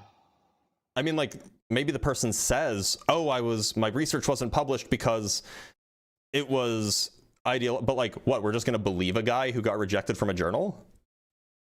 Well, I don't, it wasn't just rejected from a journal, like they were pushed out of. Well, but that's this whole scientific business, right? You were talking about peer review. By the way, are you talking about Jordan Peterson? No. Who are you talking about? Specifically. I don't have the names off the top of my head, to be honest with you. Okay. And this isn't things that I've studied like that are fresh in my mind, but okay. I would just say that like just looking at the conclusions that have been derived and how they're I would say that it's when you oversimplify things that they're more times than not true. Would you agree with that? When you oversimplify things, they're more often than not true? No, I would say oversimplifying is how you end up with bad conclusions. Okay. More often than not. Just for instance, reproduction is necessary for a species to exist, right? Yeah, sure. Okay, so what two things are necessary in human reproduction? Sperm and eggs. Okay, so every human is going to be designed with the potential to produce either one of those two things, correct? No, not every human. well, that's the biological design, right? Without flaws. If the systems were to develop naturally and as they're supposed to, they would produce one of two things, correct? I mean, if you're saying that, like, look, are you attributing like some sort of like intention here? Because like evolution doesn't have intention. But if you're just saying Genetics like do. genetics don't have intention, no. So your genes didn't intend for you to have the hair color and eye color that you have? No, genes don't have intention. Intentions are things that minds have. So when the eggs are fertilized, what information is pulled, like used to develop you into who you are? What information is used? Yeah. Like where is that information derived from? Like there are genes, and those genes function in a certain way. Right. And so what is that certain way? So they're intended to function in a certain way, correct? Well, I don't know what you mean by intention. The genes function in a certain way. Sometimes the genes function in different ways than is typical. Right. And you would say that the non-typical ways are unintentional? I would say that they're atypical. I don't think that there's any intention behind any of it. So when you receive your genetics from your parents, it's a random mix, right? Yeah, basically. Okay. And then once that mix happens, the DNA is mixed. Yep. Then you have a new unique genetic code that is going to be used to develop. That is the blueprint, right? So then the blueprint is going to be, huh? I was just agreeing with you. Okay, so that blueprint is going to be like the body is going to develop with the intent to match the unique genetics, correct? With the intent to match the unique. Look, you keep using the word intent here. Mutations happen. Right? Yeah, mutations absolutely happen. I think that's why I use intent. So, but intent implies an intender, right? You could say like, so look, if a gene is non-mutated, say, then the gene will behave in one way, and if it is mutated, it'll behave in a different way. Right. Genes are either mutated or not. They don't intend to be one way, and then they mutate and become the other way. I mean, I suppose like that can happen, but there's no intention there. Like it could be that genes behave one way, and then it mutates, and then they behave a different way. Well, I would say that mutations are unintentional, right? They go against. I would say that I would say that the entire human development is unintentional.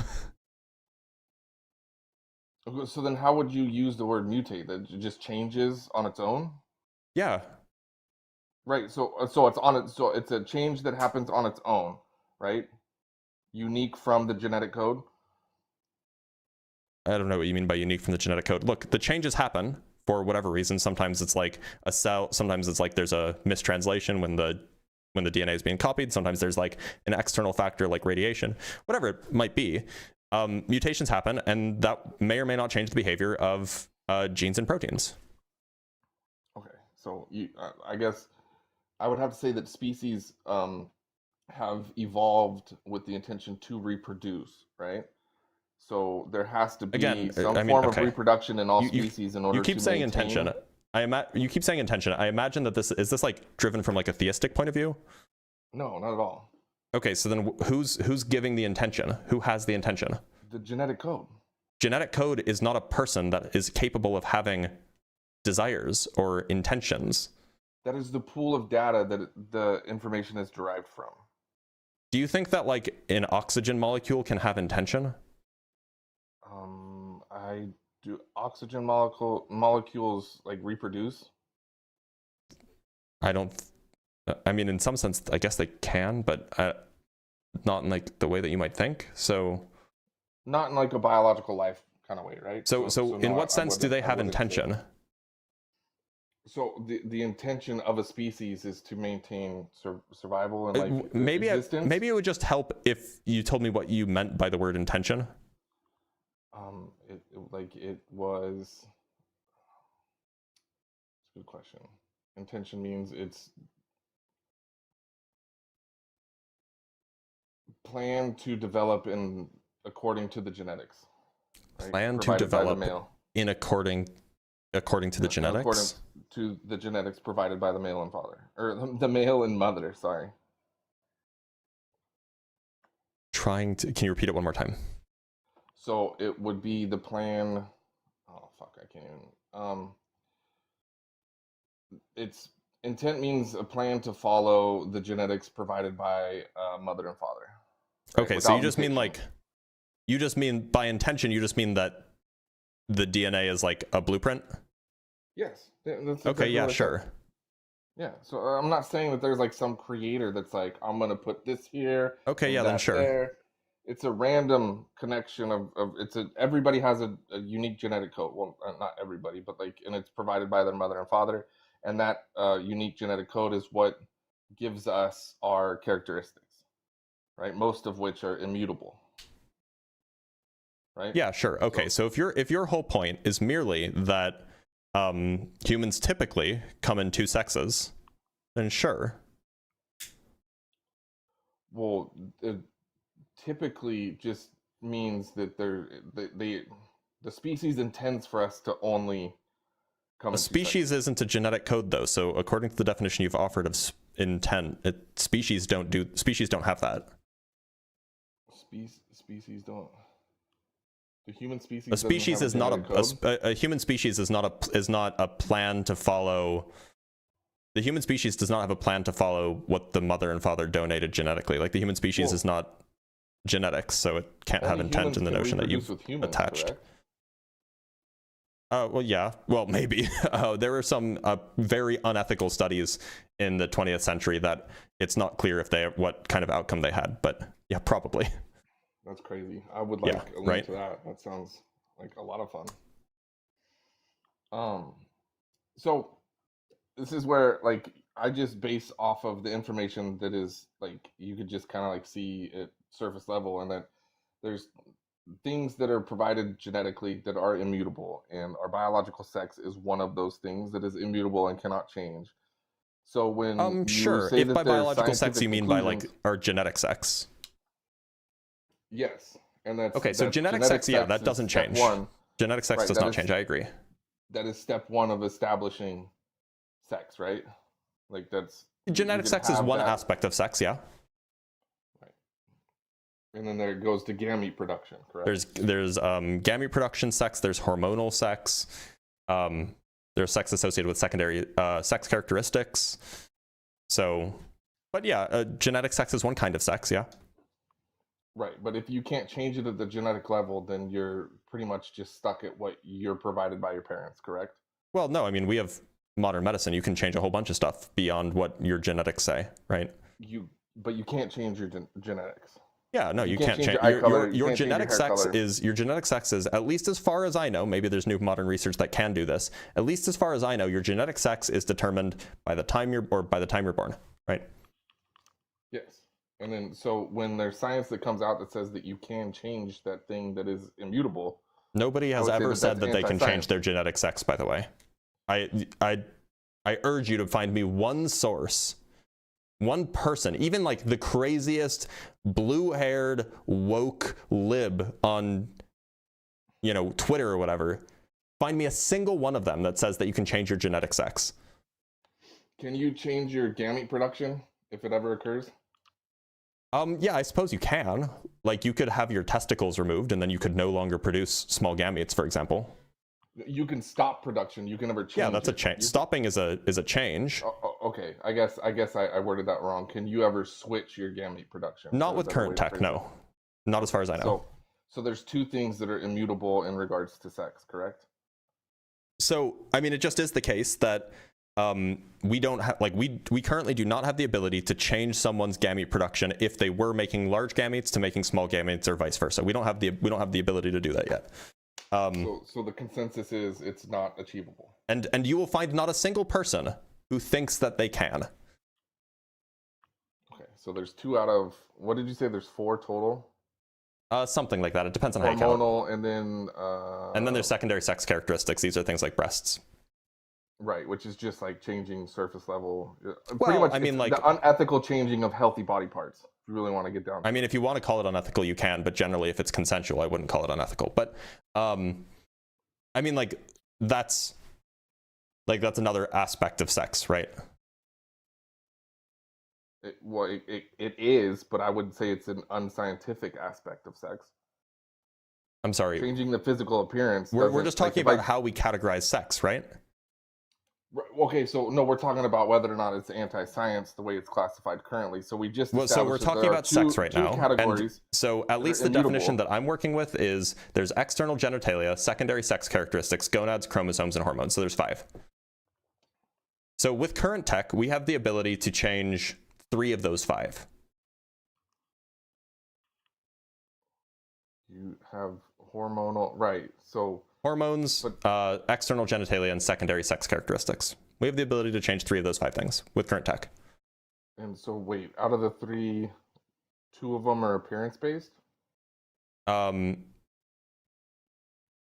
If you consider external genitalia to be merely appearance, if you consider secondary sex characteristics to be merely appearance. By the way, secondary sex characteristics aren't just like breasts. It's also like receding hairlines, which is like almost strictly like a male thing. It's like growing facial hair, being hairier more generally is like a secondary sex characteristic. These are all like examples of secondary sex characteristics, and they're part of the way that we define sex. So like I said, appearance. So 2 out of the 3 that were left were appearance-based changes. Sure. But like that's, if you're just saying appearance as in because it can be seen, like, okay, I guess. I don't know. I don't go around staring at people's genitalia, but well, with, you know. You're altering the appearance of the body, whether we can see it in public or not is not what I'm questioning, but it's yeah. So this is my issue, is that what the consensus now says is that we can change the appearance of this thing, of people, not this thing, sorry, of people, and it will lead to scientific conclusions that alter or override immutable facts that are genetics. No, you still don't understand it. So we can change some of the aspects of sex, but most people, there's a small contingent of people who think that like one can actually change one's sex in whole just because we can change 3 of the 5 mechanisms. But no, the point is that people's genders can be fluid, not sex.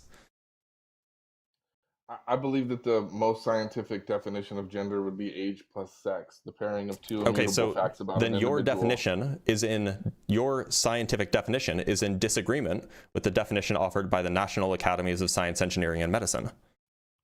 And I believe that the difference is because the institutions have been undermined by... So how is yours more scientific than the National Academies of Science, Engineering, and Medicine? Because we've just established that it's 2 things that you... Well, we didn't talk anything about age, but if you... No, we were talking about sex the whole time. We weren't talking about gender at all. Right. So, yeah. So sex is... I don't believe that it's something you can change about yourself. You can't change your appearance. But we're not talking about sex. We're talking about gender. Right. So gender... That's the whole question here, right? So gender requires sex for it to be established.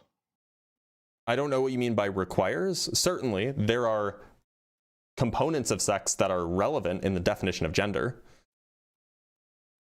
Or what do you mean by relevant? As in, for example, one of the important pieces of gender is exhibiting behaviors that are associated with certain sex traits.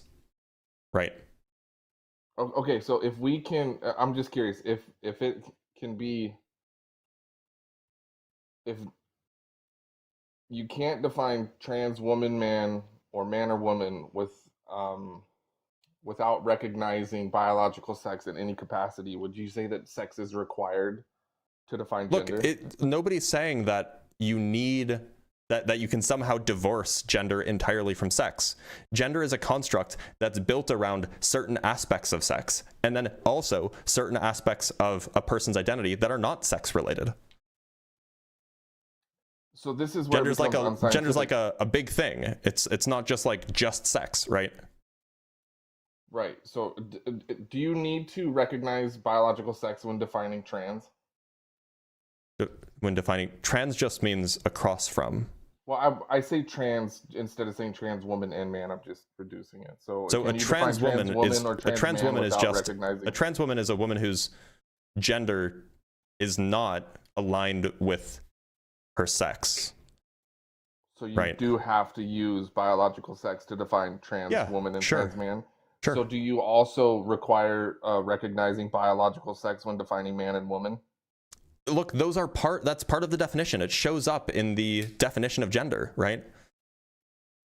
So no, you don't also require biological sex when defining man and woman.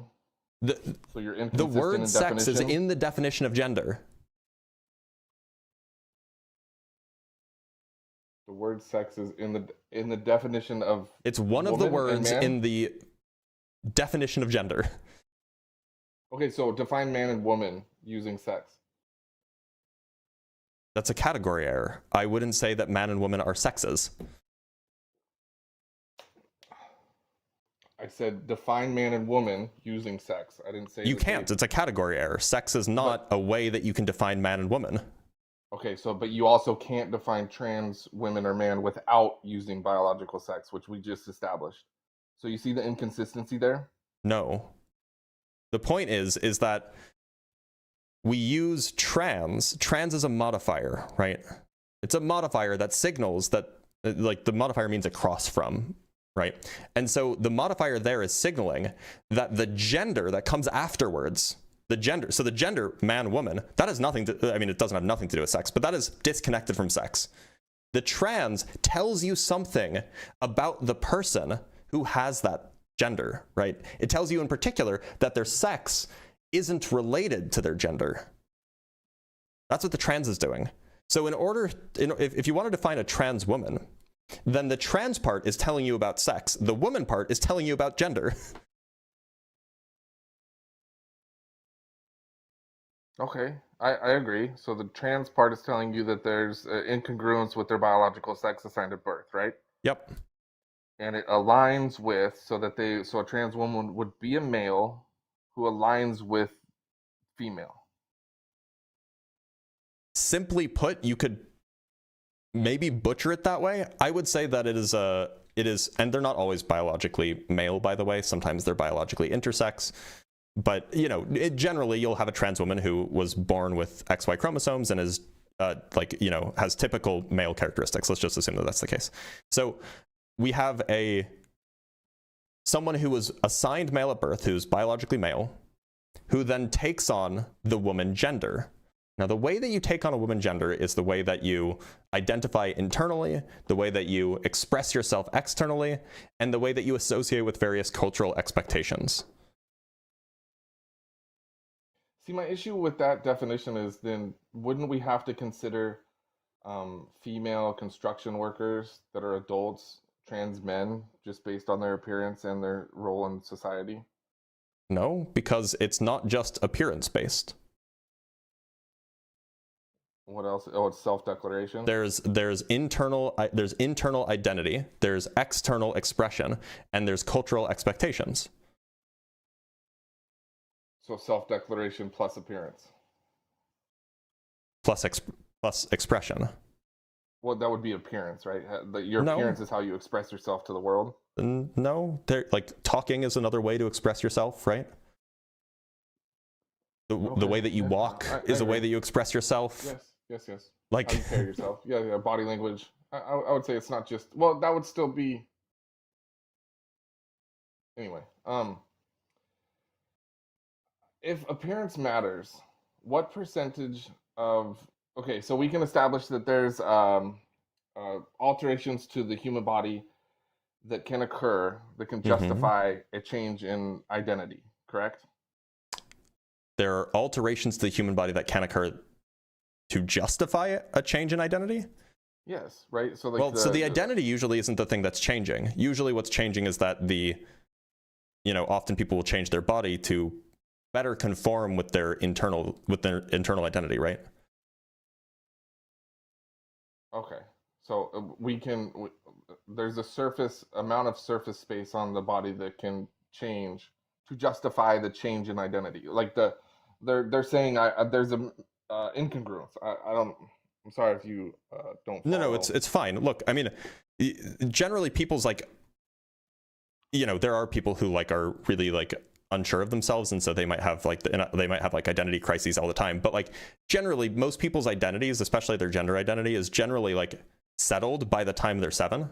And then that just doesn't change. But what will happen is you'll have somebody with a certain gender identity, and then they'll go out and seek out body modifications to better line up with the way that they identify. All right, we're on the same page. What percentage of the human body would have to be changed to robotics before somebody could identify as a robot? I don't think that robot is a gender or a way that humans can identify. I didn't say gender. I'm not. Okay, I'm not I don't think that saying robot is a identity. human identity. So you would never. So the answer is 0%. There's no amount of change that you would accept to recognize somebody identifying as a robot. Well, I think that a robot is distinct from a human, so I don't think that a human could be a robot. You don't think that males are distinct from females? Males are generally distinct from females, yeah, in a lot of different ways. They're very different. So wouldn't that distinction mean that they're like you would never classify a trans woman as a woman because they are distinct? Male and female are completely different things. But woman and woman are not distinct. Woman and woman are like, yes, a trans woman may still very well be a male. Wait, hold on. I just want to. Woman and woman are identical. Yes, they're not distinct. Women are not identical. They are. Trans woman is a kind of woman.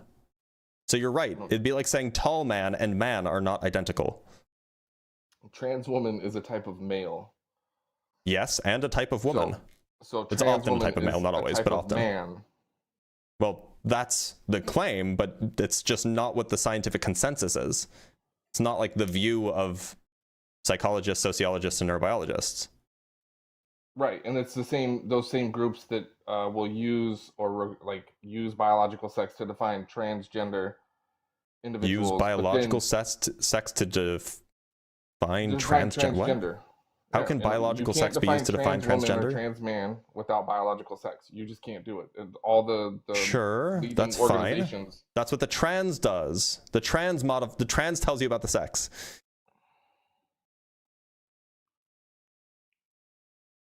Right, and then the man and woman also tells you about the sex. That tells you about the gender.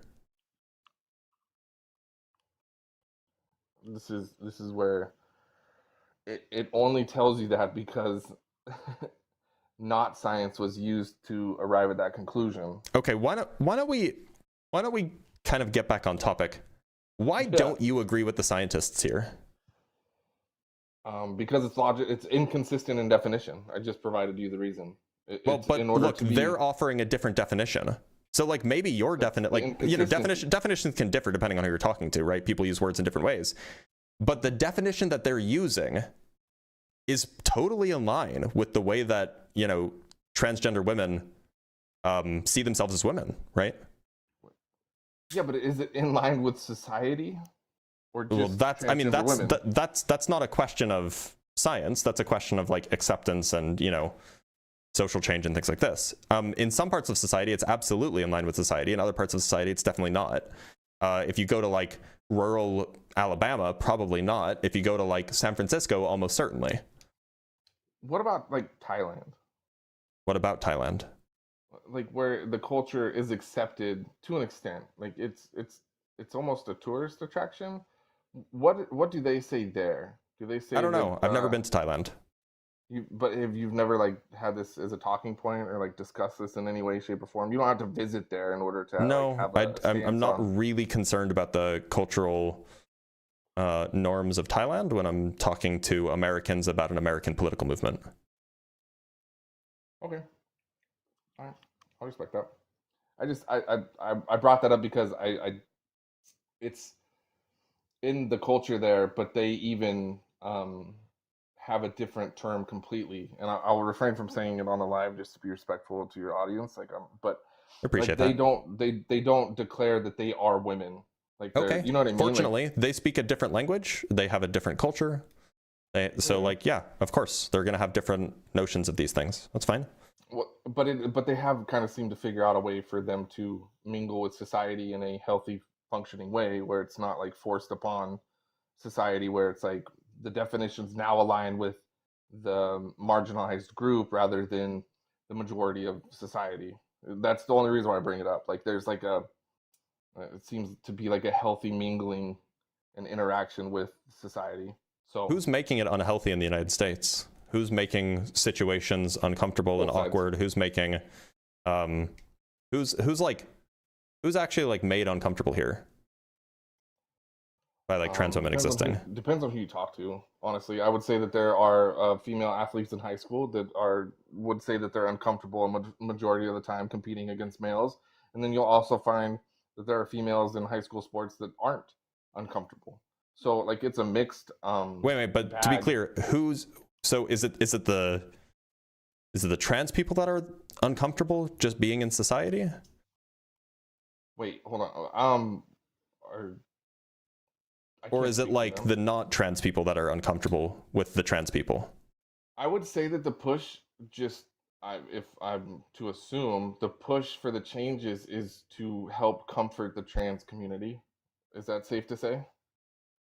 If they were yeah, it's to be more society, inclusive, sure. If they were comfortable, that's where the social society, change is coming from. Yeah.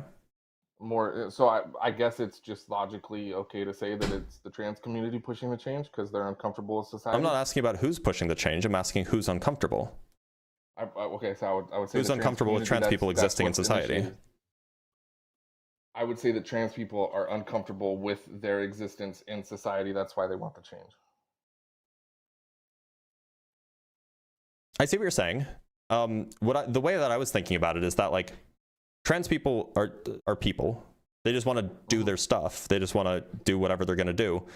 But often trans people existing alongside non-trans people, typically right-leaning people, the right-leaning people, it bothers them that the trans people ask that they use certain words to refer to them, for example, or that they be allowed to use certain bathrooms.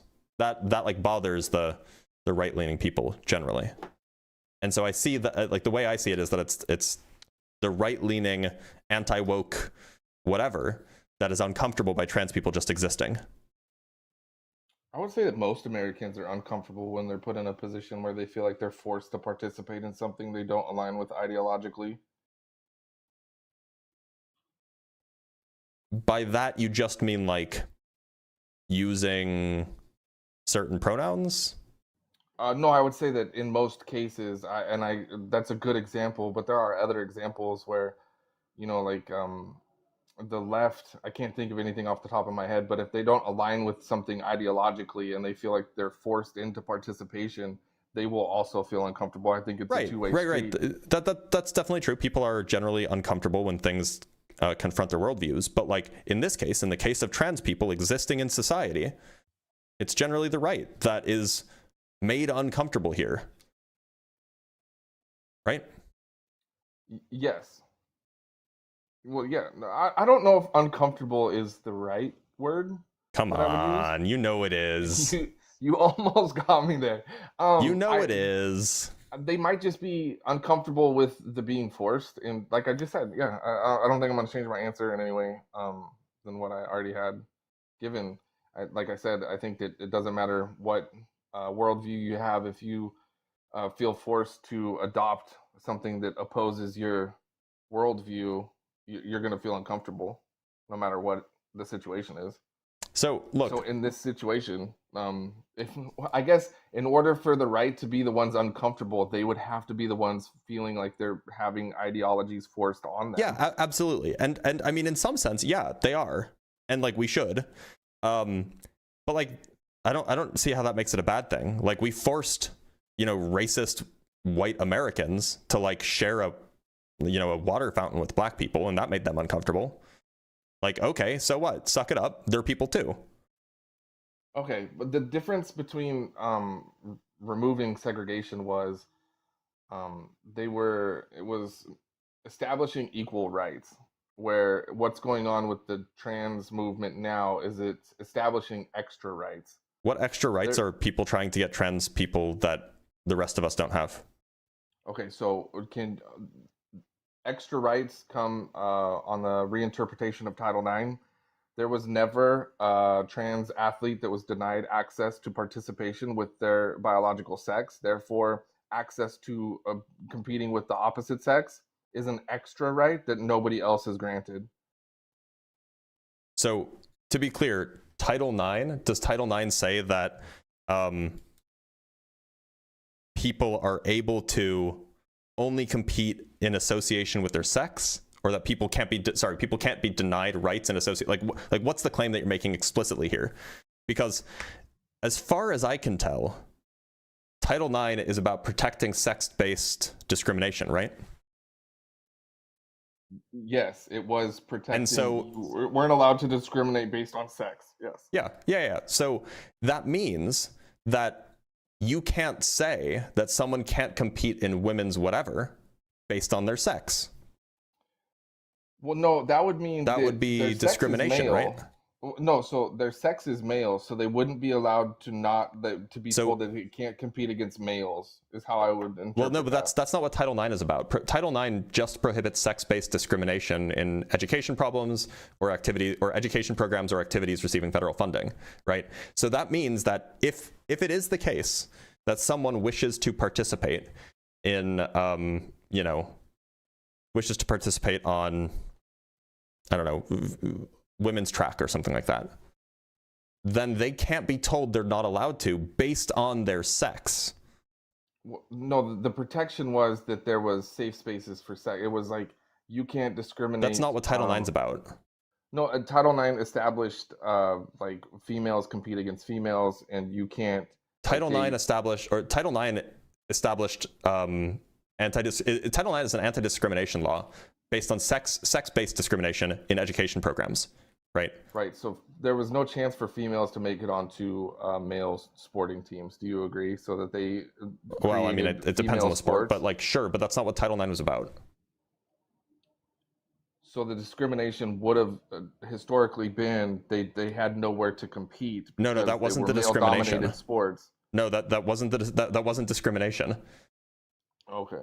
No, look, if there was one league, and that league was just anyone can apply, that wouldn't be discrimination based on sex. That wouldn't be a Title IX violation, right? You would have to allow females to compete. It would. No, you would have to allow right? females to, try out or whatever. As long as you're not barring people because they're females, then it's unrelated. It's just not Title IX. I don't mean to derail, but are you anti-DEI or pro-DEI? I don't know. When right-leaning people say DEI, I have no idea what they mean. Diversity, inclusion. I know what it stands for. equity I don't know what you inclusion. mean by that. So, just the argument that you just gave, it's like, so as long as they're allowed to apply for the job, then that's sufficient for inclusion. Look, so the question is whether or not people are denied access to a sports team or whether they're denied access to work because of XYZ feature. Title IX is explicitly about discrimination on the basis of sex, right?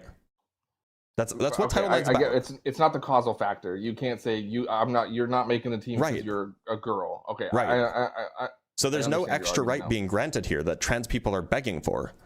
So where was a trans girl denied access based on their sex before? When did I say that happened? I'm sure it has happened, but like I never So said then that happened. So there was no discrimination leading up to the reinterpretation of, was it Bostic versus Clayton County, or I can't remember, the 2020. To be clear, if you say that someone can't compete on the sports team because they're male, then that would be discrimination, right? Which didn't, based on sex, yes. Yeah, that would be discrimination based on sex. Right. So under Title IX, that's illegal. Under Title IX, it's illegal. Because you're To say a telling male someone they can't can't do compete with something females. because of their sex in an educational setting. So I just want to be clear. So your argument is that it's justified in allowing males to compete against females because you can't tell a male he can't compete against females because it would be discrimination based on sex. Do I have Yes. that correct? That's what the text of Title IX is. Like, wait, hold I on, can but- just read you the opening of the text of Title IX. It says, no person in the United States shall, on the basis of sex, be excluded from participation in, be denied the benefits of, or be subjected to discrimination under any education program or activity receiving federal financial assistance. Which means that if somebody is denied, if they're excluded participation in some sports team on the basis of sex, then it's illegal. Okay, so ensuring equal opportunities for males and females in education. So the males had equal opportunity to compete with males. Do you agree? Are you reading from the text of Title IX? I just Googled it really quick. I'm just. So But I have so the text of Title IX pulled up. Is there a particular thing that you're referring to with regards to equal opportunity? I just looked up what was Title IX created for, because Well, we can equal talk. means We can talk for days about the purposes of this, but at the end of the day, the law is the law. The text is the text. We have to look at what the text says. Oh, okay, so I'm just key reasons. Okay, I understand. You're reading it literally, right? Well, yes, which But is how the law works. So historical inequality before Title IX, women were largely excluded from many educational and athletic Hmm. opportunities, facing lower funding, fewer resources, and outright discrimination in schools, right? So Yeah.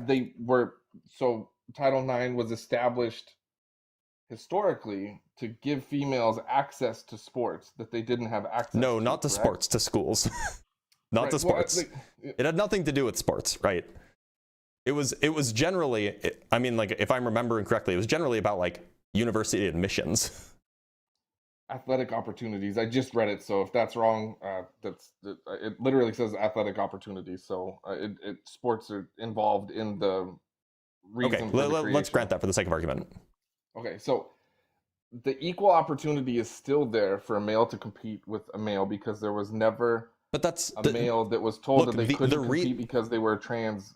the reason why girl. the law was passed is irrelevant to what the law says. Right? The law says a certain thing. It says that you can't discriminate based on sex. It's not you can't discriminate based on sex unless the people of the sex that you're discriminating against can go do something else. That's not what the law says. The law says you can't discriminate based on sex, period.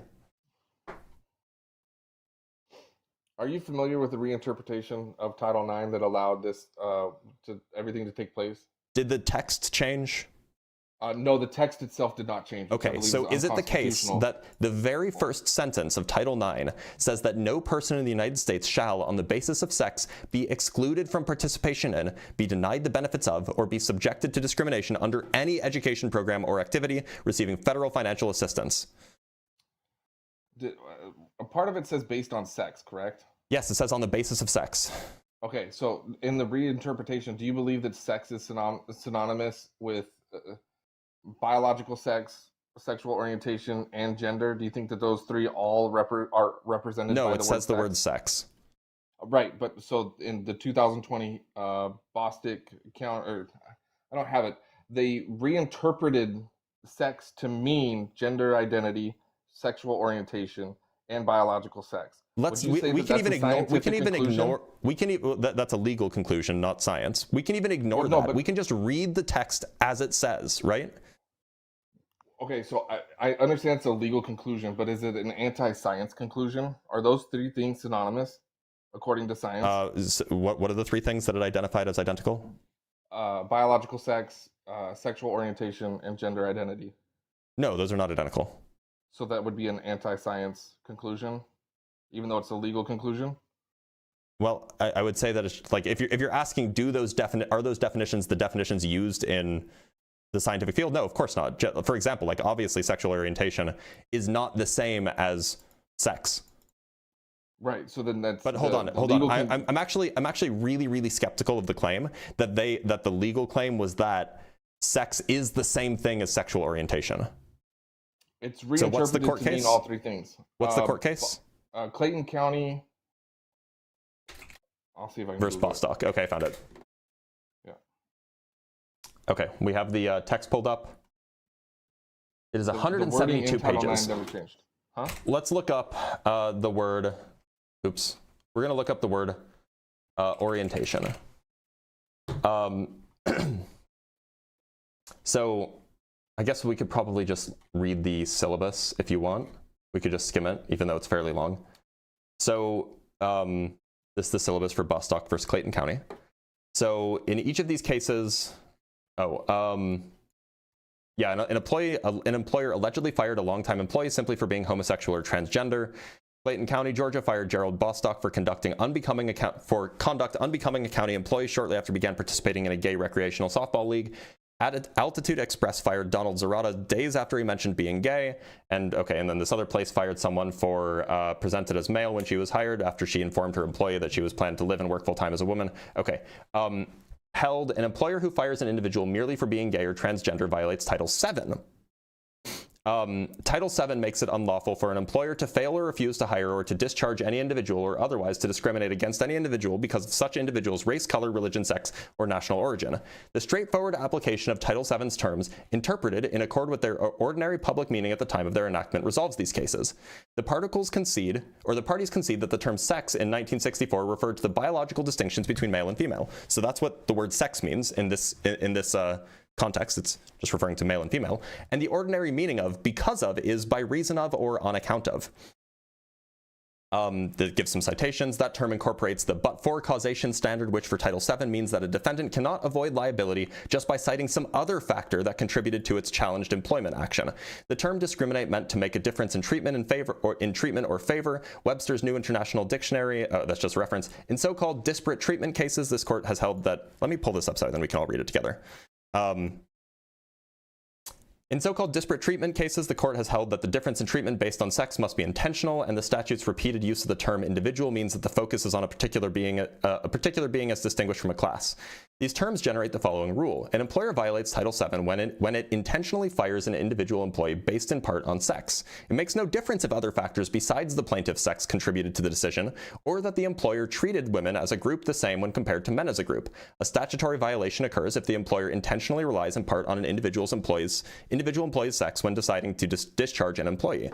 Because discrimination on the basis of homosexuality or transgender status requires an employer to intentionally treat individual employees differently because of their sex, an employer who intentionally penalizes an employee for being homosexual or transgender also violates Title VII. There is no escaping the role intent plays. Just as sex is necessarily a but-for cause when an employer discriminates against homosexual or transgender employees, an employer who discriminates on these grounds inescapably intends to rely on sex in its decision-making. I think that we're going to go, let me just skim through this and see if we can find, there's a particular part that I'm thinking of. Let me see. When an employer fires an employee for being homosexual or transgender, it necessarily intentionally discriminates against that individual in part because of sex. Second, the plaintiff's sex need not be the, okay, this is just kind of more repeating what it was before. Here too, it is of no significance if another factor, such as the plaintiff's attraction to the same sex or presentation as a different sex from the one assigned at birth, might also be at work or even play a more important role in the employer's decision. Finally, okay, this is just repeating what it was saying before. There's a particular and I'll tell you what I'm looking for. There's a particular relevant part of this, if I remember correctly, that basically says, look, when you fire someone for being homosexual, what you're saying is you fire someone for being male while being attracted to other men or to other males, right? It's not just that the person is attracted to males, it's that they're male while being attracted to other males. And that's the kind of thing I'm looking for here. Similarly, if you fire someone for being transgender, it's not just because they identify as a woman, it's because they identify as a woman while being a male, right? And that's the discrimination based on sex that's relevant here. And so I'm just looking for that relevant segment. So just to be clear, like, yeah, when sure. the word sex is used, when the word sex is used, they specifically say in the syllabus, and by the way, this is for Title VII, not Title IX, they specifically say that sex is referred to the biological distinctions between male and female. They're not redefining it. You were incorrect when they said that they equated them. It says it right here. Your sexual orientation is based on your attraction to their sex, not yours. Being homosexual means that if you're a male and you're homosexual, then it means that you are generally attracted to males. So being homosexual is not just being attracted to males, right? It's being attracted to males while being a male. So your sex is relevant to being homosexual. It's not just who you're attracted to. So that means that your sex plays a part in being fired for being homosexual, because if you were attracted to females, or if you were attracted to males, but you were a female, then you wouldn't have been fired. So, Wait, but hold on, for it's the because fact you're that you were a male attracted. is one of the reasons why you were fired. It's because you're attracted to the same sex. Has nothing to do with your sex. That's not what the law found. Okay. But to be clear, you made the claim that this law said that the sex of a person was redefined to mean sexual orientation and gender identity, and that's just not the case. It The law doesn't was redefine it that way. reinterpreted to include gender identity and sexual orientation into the word sex, which is No, historically they used specifically say that they don't as do that. biological sex. They specifically say that they don't do that. They say that sex is referred to in the biological distinctions between male and female. Right. So then you can't be discriminated based on your biological sex, not your attraction to the same Right. sex. Not No, your but the point is association attraction to with the same aligning sex with the relies on other what your sex. sex is. So gender requires biological sex, then? Sexual attraction based on sex obviously requires sex, and being transgender obviously has a relation to one's sex, namely that they are biologically, say, male, but have the gender of woman. Can you be discriminated against for being a man or woman based on your sex? No, that's illegal. Right. Well, but I thought you said that woman You said and based man on sex. If it's don't based on use sex, then it's biological illegal. sex in their definition. If you said based on sex, then it's illegal. If it's not based on sex, if it's based on gender, like for example, suppose that you had a person, and this is just like a really silly idea. Suppose that you had a person who when going through hiring, and by the way, this is also a thing, I think. Let's say that they only got applications from intersex people, and some of those intersex people identified as men, and some of those intersex people identified as women, but they all are completely androgynous in sex. If you then only hired the ones who identified as men, at least under Title VII, that wouldn't be illegal, at least in the plain reading of the text. Because it's not based on sex. It would be based on gender. If you only hired one... Huh. Okay. Yeah, this is where I just disagree. I don't believe that gender is something you can declare or change on your own, just like your age. Okay. Like that's where I believe that it's anti-science. Okay, but your beliefs conflict with like the scientific community. And I'm okay with that. I believe. Okay, so then you're okay with being anti-science. Sure. Okay, I'm glad we're in agreement here. One group is anti-science, and it's to be determined on which group that is. I guess that's the It's whole point of the definitely not conversation. to be determined. It's very much determined. But look, you've been up here for a while, Free Nudes, so I'm going to let you go, but thanks for being here. Yeah, appreciate the conversation. That was something. I mean, like, he was polite, but like I don't know, the takes were just something. He has the ability to learn. He seems like he has the ability to learn. And I think that that's probably good. All right, we have some super chats, and we'll move on to our next guest. From Johnson Michael with the $5. Are animals male, female only? If so, are we not animals? Do animals have gender? So if gender is a sociological or a psychological construct, and animals don't have sufficiently sophisticated societies or psychologies, then they might not have this thing that we have. Right? We can have more things than animals have because we are, in some sense, much smarter, much more, sophisticated than most animals are, right? From Michael with the $5, as soon as they mention trans people, you should move on, Blitz. They aren't here to discuss the topic, only their obsession with trans people. Yeah, but like, it's at least worth having the conversation occasionally. From just some guy with the $2, this is all MAGA ever wants to talk about. It really is. They love talking about trans people.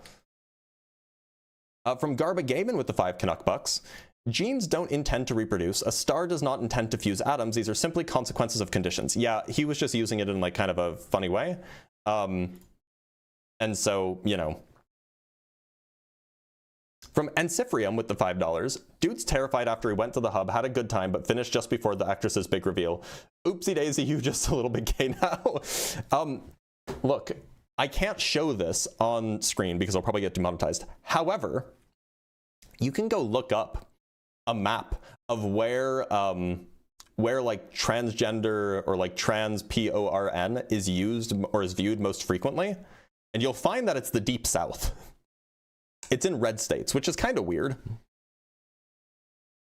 From Might You Find It Interesting with the $5, to my understanding here, trans woman, gender could be woman. The sex of a trans woman is male, which is the scientific consensus to my understanding. It is.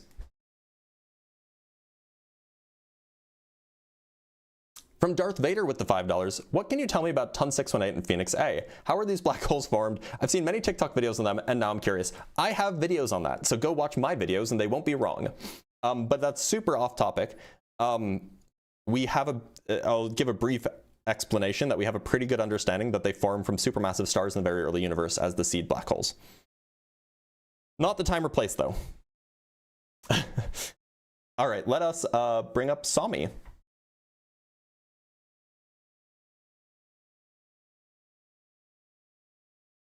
All right, well, while Sami's getting up here, Carissa Wheelan just sent 20 Dr. Blitz Debunks gift memberships, which is enormous. Huge W for Carissa Wheeland in the chat, y'all.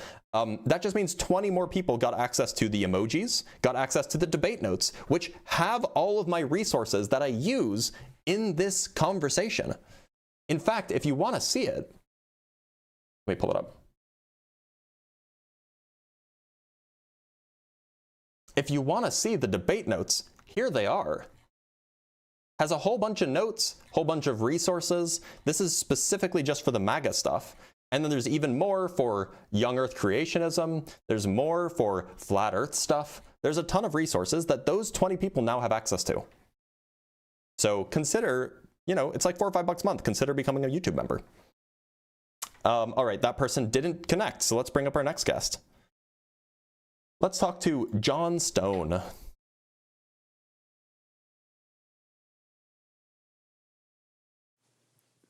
John Stone, how's it going? Hi, Dr. Blitz. How are you? I'm doing all right. John Stone, do you mind if I ask you a few questions before we get started? Sure, go ahead.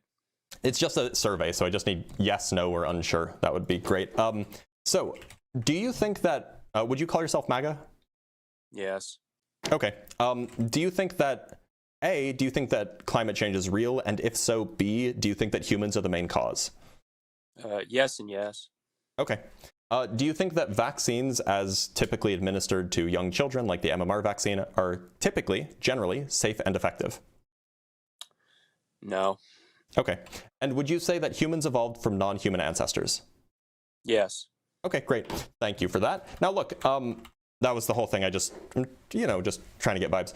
So the claim here is that MAGA as an ideological or political movement is anti-science. Now I can define what I mean by anti-science if that would be helpful, but I'm not referring to specific individuals. I'm referring to kind of like the ideology or the emergent ideology that we can see from looking at policymakers and looking at voters.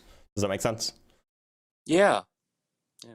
So do you have a particular contention? I can offer my definition if that would help. No, you don't really need to. And look, this is all my personal opinion. I'm not disagreeing with you. If you say that MAGA is anti-science because MAGA, for example, would say that the Earth is 6,000 years old, as opposed to what I believe, that's about 4 billion years old, and that MAGA doesn't believe in evolution, which I do, right? Then I really wouldn't disagree. I guess my disagreement would be that I think the left is more anti-science and more dangerous. Okay, so you're not disagreeing with me on anything? Because that's not, like, there's nothing about the left in my claim here. I just think the left is far more pernicious and dangerous. Okay, you can have that position, but, like, that's not the topic here. Okay. Well, am I wrong to think that, is that why you say MAGA is anti-science, because of the belief of, like, climate change and the Earth being 6,000 years old? Well, it's climate change, and it's like medical skepticism, and it's like denial of like neurophysiology and psychology. It's you know, age of the Earth, like you mentioned, it's evolution, it's like, I mean, you mentioned climate change already. It is, MAGA seems to systematically reject mainstream scientific views when they disagree with them politically. Well, look, I mean, and I guess beyond that, they also not only is it just a rejection of scientific views, because if that was it, then whatever, but also they take that rejection of those views and use that to undermine our scientific institutions and the ways that we conduct science in the United States. Look, I would disagree. I mean, we can certainly talk about, and again, this is my opinion that, for example, if we look at C-19 and that whole, and that was largely driven by the left. It was extremely totalitarian, and it came from the left, not the right. So what that does would this have to do with science? What is the way? How does C-19? How was that handled? How does that have to do with science? Yeah, that's like policy decision stuff. That's like, you know, how do you handle conflicting interests, and you know, that's like politics, bro. There's nothing really science there. So you think that would this be science? I don't think that young and healthy people needed the C-19 vax. Do you? Young and healthy people need it? I mean, it depends on what you mean by need. If by need you mean like, are they at risk? There's not a huge risk for young people, no. I mean, like a few young people did die, which is tragic. But if by need you mean it is important that as many people get it as possible to reduce infection spreading rates, then yeah, I could see why one would think that everybody needs it. Really didn't reduce transmission. I mean, it seems like I've seen conflicting statements from, you know, scientists, but you know, we can go find that if you want. Well, this is what I'm talking about. There was a lot of conflicting statements over C-19, whether it's masks or the vax or social distancing or whatever this is. And well, do you have do you have like something that backs up this idea that like, oh, like the vaccine didn't actually Well, yeah, I know that in, like, for example, the European, I think there was a meeting in the European Parliament, I want to say in 2022, where basically one of the pharmaceutical companies basically said we never tested to see if the vax stopped transmission. But that was the claim back in 2021. That was why that was what that and you know we saw this. But this was from this was like based on some sort of scientific analysis, or is this based on just like something that some guy said? No, this was in the European, I think, Parliament, where they were questioning an executive from Pfizer. Go ahead. Okay, so like they were questioning a guy who wasn't a scientist in a non-scientific setting, and he said something that is wrong. It was a woman, actually. It was a okay, you're right. You know what? I just assumed that the executive was a man, and that makes me a misogynist. Got him. Go ahead. No, I didn't. I wasn't saying that. I just, but the whole. No, but I shouldn't have, because that is kind of shitty of me, to be honest. Well, I mean, look, man. C-19 is really one of the reasons why I have resentment for the political left. Well, and I mean, here, I'll give you an example that in 2020 and 2021, I mean, President Trump deferred power to Democratic governors, and they were imposing harsh lockdowns. I would say authoritarian. But what does this have to do with the science? Like, look, you could absolutely say that like people were reacting to the media rather than to the scientific consensus with regards to C-19, and you might even be right about that. But the question is not about like policy decisions. The question is about like, is MAGA anti-science? Is the left, whatever that means, anti-science? Like that's the question, right? And like generally speaking, like was the left more likely to listen to the scientists about the science than the right was? And I think that's like definitely yes. The scientists were wrong. This is the whole point. Scientists can be wrong, but believing scientists when they're wrong doesn't make you anti-science. Okay. So, well, look. I'll give you the example of the mask, for example, right? Mm-hmm. So you're about to tell me that masks aren't effective, right? Well, this was the thing, right? Like, I actually wore a mask in early March of 2020, and I was laughed at, mocked, and thrown out of my job. And approximately a month or two later, they were forcing people to wear masks. And look, we understand why, right? The Surgeon General and Dr. Fauci, early on in late February, early March of 2020, said masks are not generally effective, are not effective for the general public in stopping C-19. And then later, they all flipped. Like 3 weeks later, right? A month, 6 months. Or No, it I'm was sorry, in April. a month It was in two, April. 6 weeks. Okay, yeah, about a month. Okay. It was the beginning of April. I actually don't know if that's what Fauci said. I know that there is a recommendation that you don't wear masks, definitely. But I don't know if he actually said they're not effective at stopping them, right? Well, they also were trying to say about needing But it for health. to be clear, you understand that the science is fairly clear that masks are effective at reducing or at giving some degree of protection, right? Yeah, that's why I wore one. Okay, I'm glad we're in agreement. Because it would reduce viral load. And viral load, especially early on, the original strain of I'll be careful what I say on TikTok here, but C19 was more. It became a lot more more contagious over time, right? That's fair to say, isn't it? Yeah, I mean it depends on the strain, right? Right. Yeah. Well, so like Omicron was much more contagious than the original. At one point, I definitely was able to keep track of all of the different variants, but at this point, I don't remember which one's which. I'll just believe you. Oh, he had a guest violation warning, so he's gone. Bummer. I wonder why. Okay.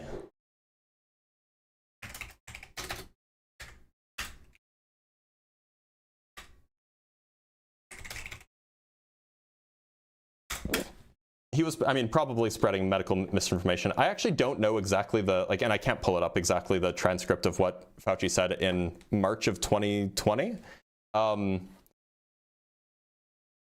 Because, I don't want to play a video and watch, because, audio will get me demonetized or whatever. But suffice it to say, what is the case is that we know why masks were not recommended in early 2020.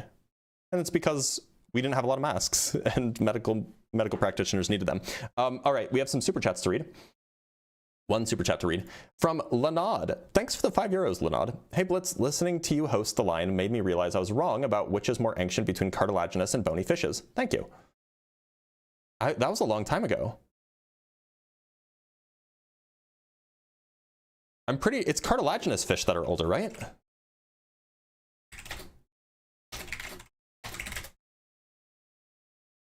Yeah, cartilaginous fish are older. Yeah, okay, just checking. All right, in fact, surprisingly, despite having over 1,000 concurrent viewers, we have 129 on YouTube, we have 862 on TikTok, and then we have another, that's on YouTube vertical, by the way, YouTube vertical. The verts are the verts have a hard time. And then another 567 on YouTube horizontal. Despite that, we have nobody in the guest box.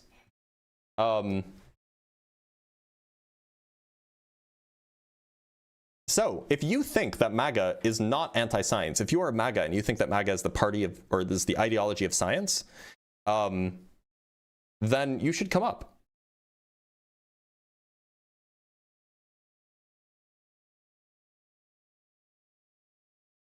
By the way, there is somebody just sent me, and this is just good to have. I'll add it to my notes page, which everybody should, become a member so they can get access to. Somebody just sent me a, because my COVID section probably could be reduced. I could use more sources here. A source on the reduction of transmission for COVID vaccinations. Let me make sure I can pull it up, and I can just show you guys the. We can just look at we'll just read the abstract together really quick, and then I'll bring up the next guest. Oops, that's the wrong thing. Should be here. Here we go. Here's the paper, and then we can just read the abstract really quick. It's on effectiveness of COVID-19 vaccination on transmission. This was published in 2023. They say a systematic review was conducted to estimate the indirect effect of COVID-19 vaccination. 31 studies were included describing the impact of original wild-type COVID on disease transmission on viral load. Overall, study results showed the effectiveness of COVID-19 vaccination against SARS-CoV-2 transmission ranged from 16 to 95%, regardless of vaccine type or number of doses. The effect was apparent but less pronounced against Omicron. Results from viral load studies were supportive, showing SARS-CoV-2 infections in vaccinated individuals had higher CT values, suggesting lower viral load compared to infections among the unvaccinated. Based on these findings, well-timed vaccination programs may help reduce SARS-CoV-2 transmission, even in the Omicron era. Whether better matched vaccines can improve effectiveness against transmission in the Omicron era needs further study. So, I mean, at least like this is a meta-analysis. They studied 31 different analyses. So it seems like that's that. All right, we do have a few guests in the guest box. Let's bring them up.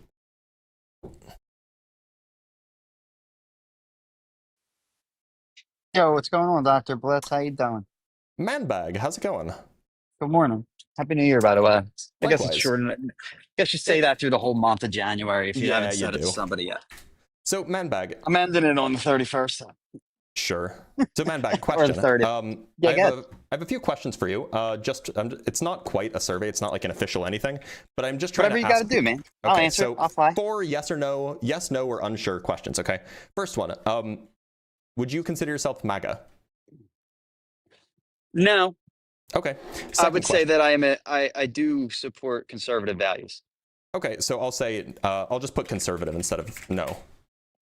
Conservative as opposed to MAGA. Would you say that A, do you think that climate change is happening? And B, if so, do you think that humans are the main cause of climate change? Yes and no. I Okay. say yes to the first one, no to the second one. Right. Do you think that the vaccines Wait, hold on, time out. I got to retract that. I think humans, they have to at least add to it, but they don't add as much as we think. So the question is, Is are that they better? the main cause? No, I don't think main cause. I think the main Okay. cause would be like a volcanic ash that blows up in the lithosphere would So, be the main and just to cause be of clear, some kind of greenhouse be gas clear, and stuff like that. I'm talking about the climate change that's currently happening, right? Not climate change. Well, I mean, like that's just simplicity. been forever, though. Can't we just say that's history? That's just how it's always been. Well, yeah. So like there are different periods of climate change, right? We can look in the data and we say that like there was climate change like 12,000 years ago. There's also climate change now. I'm talking We about the also climate change that's happening changed now. what we call it today. Sure. It was Okay. called something So else. I will put no. So we changed it, right? So and we can talk There's about a that in a minute. consensus. If There's we a talk about that, consensus we on can talk that. about that in a minute. But I just want to get through the survey. Is that okay? Yeah. That's No, only 2 more I'm questions. sorry. I Okay. talk a No, lot, you're dude. fine. You're Just fine. tell me to shut up or something. Okay. So do I'm you all right think with that do you think that the vaccines we administer to children, these are things like the MMR vaccine, the hepatitis vaccine, do you think that these are generally safe and effective? Yeah, I don't really. I honestly, if people want to put anything like, here's my stance on this. If you don't want to get it, whatever. Don't tell anybody else not to get it. That's the same guy like vaping or something that's telling you don't put that stuff in your body, but he grabs his vape. You know what I'm saying? Like I So feel I'm like going to put that's something yes. personal. You think that so they are They're generally safe and safe. effective? Yeah, I was in the military too. They shot me or I'm sorry, Okay. they gave me needles in my arm. Okay. You know what I mean? You Okay, know how it last is in question. maps. Do you think that humans evolved from non-human ancestors? I think the Big Bang Theory is more believable than a Bible, if that's what you're asking. Okay, that's good enough. All right, Manbag. So that's the whole survey, by the way. The prompt here is that MAGA is anti-science.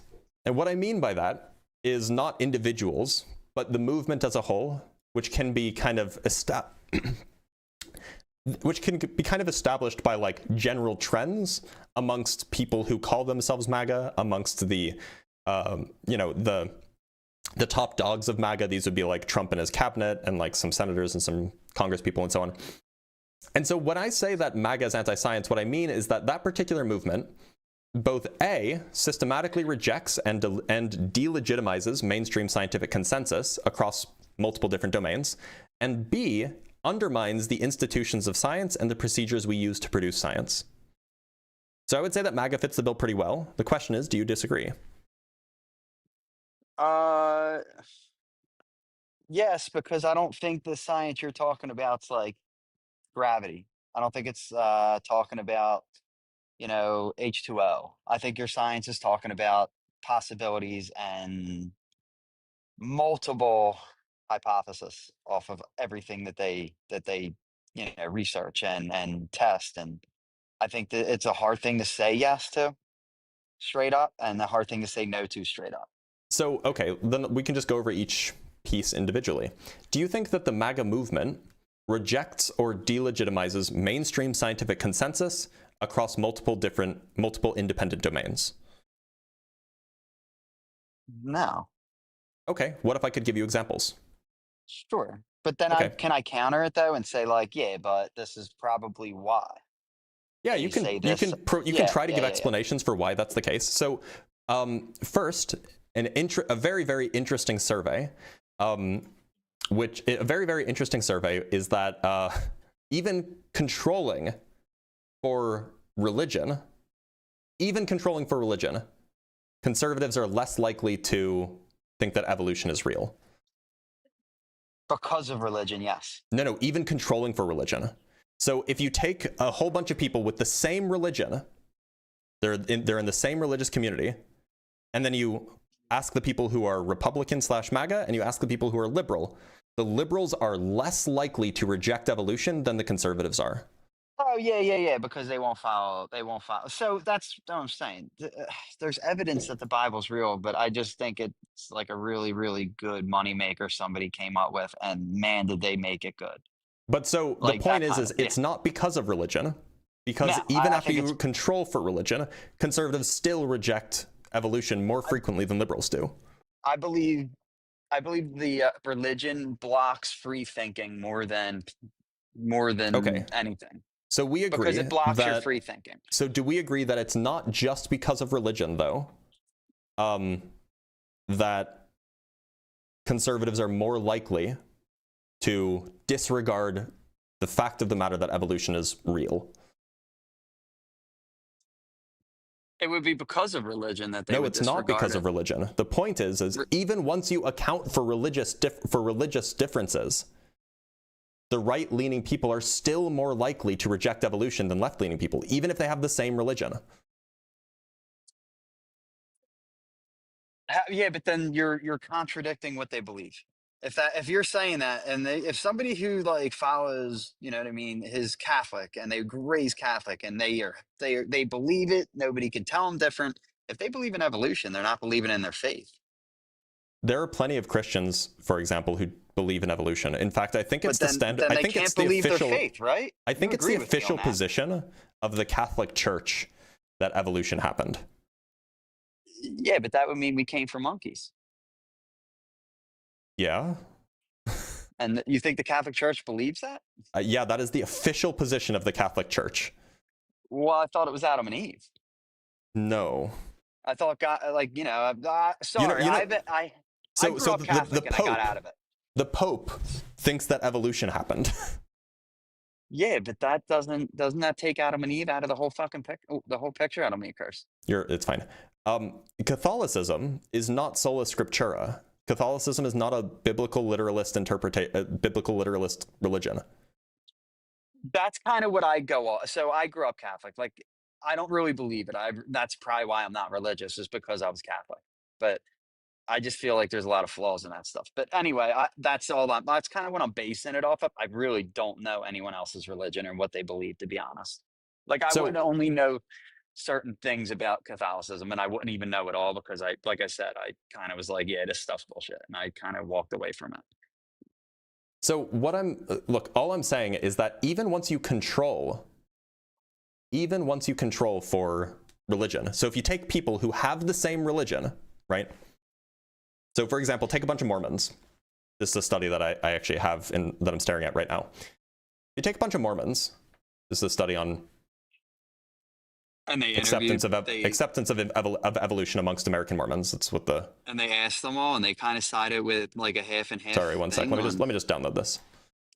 Just so then I can pull up. Yeah, so this is a paper. It's called Acceptance of Evolution Amongst American Mormons. And so what they're doing is they're controlling for religion automatically, right? Mm-hmm. So they're only talking to Mormons. And the relevant chart is here. So this is a figure that says predicted probability of accepting evolution by political views and education attainment amongst Mormons. And so they basically generated this chart using the data that they collected.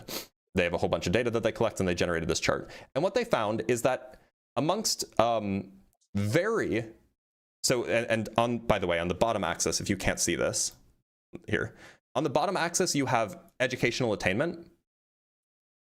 And on the vertical axis, you have probability of accepting evolution.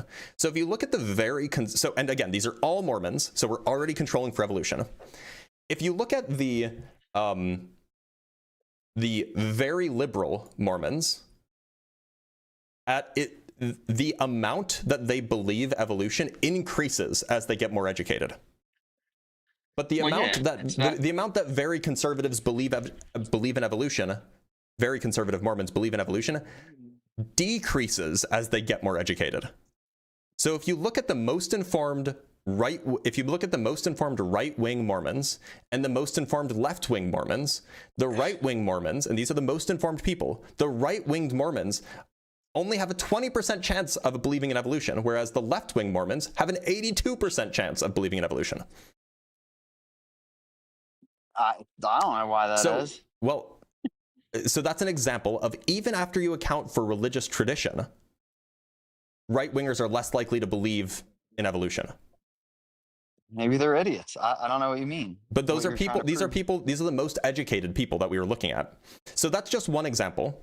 There's also examples regarding climate change. For example, even amongst Republicans, and this is, by the way, like wildly surprising, even amongst Republicans, the MAGA Republicans in particular are less likely to think that climate change is real than just generic Republicans. And I can show you the chart for this too.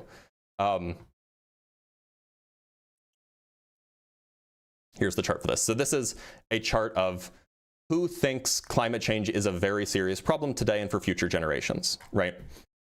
So if we look at Democrats think that, it's like 82 or 92% of them think that it's at least a somewhat serious problem, right?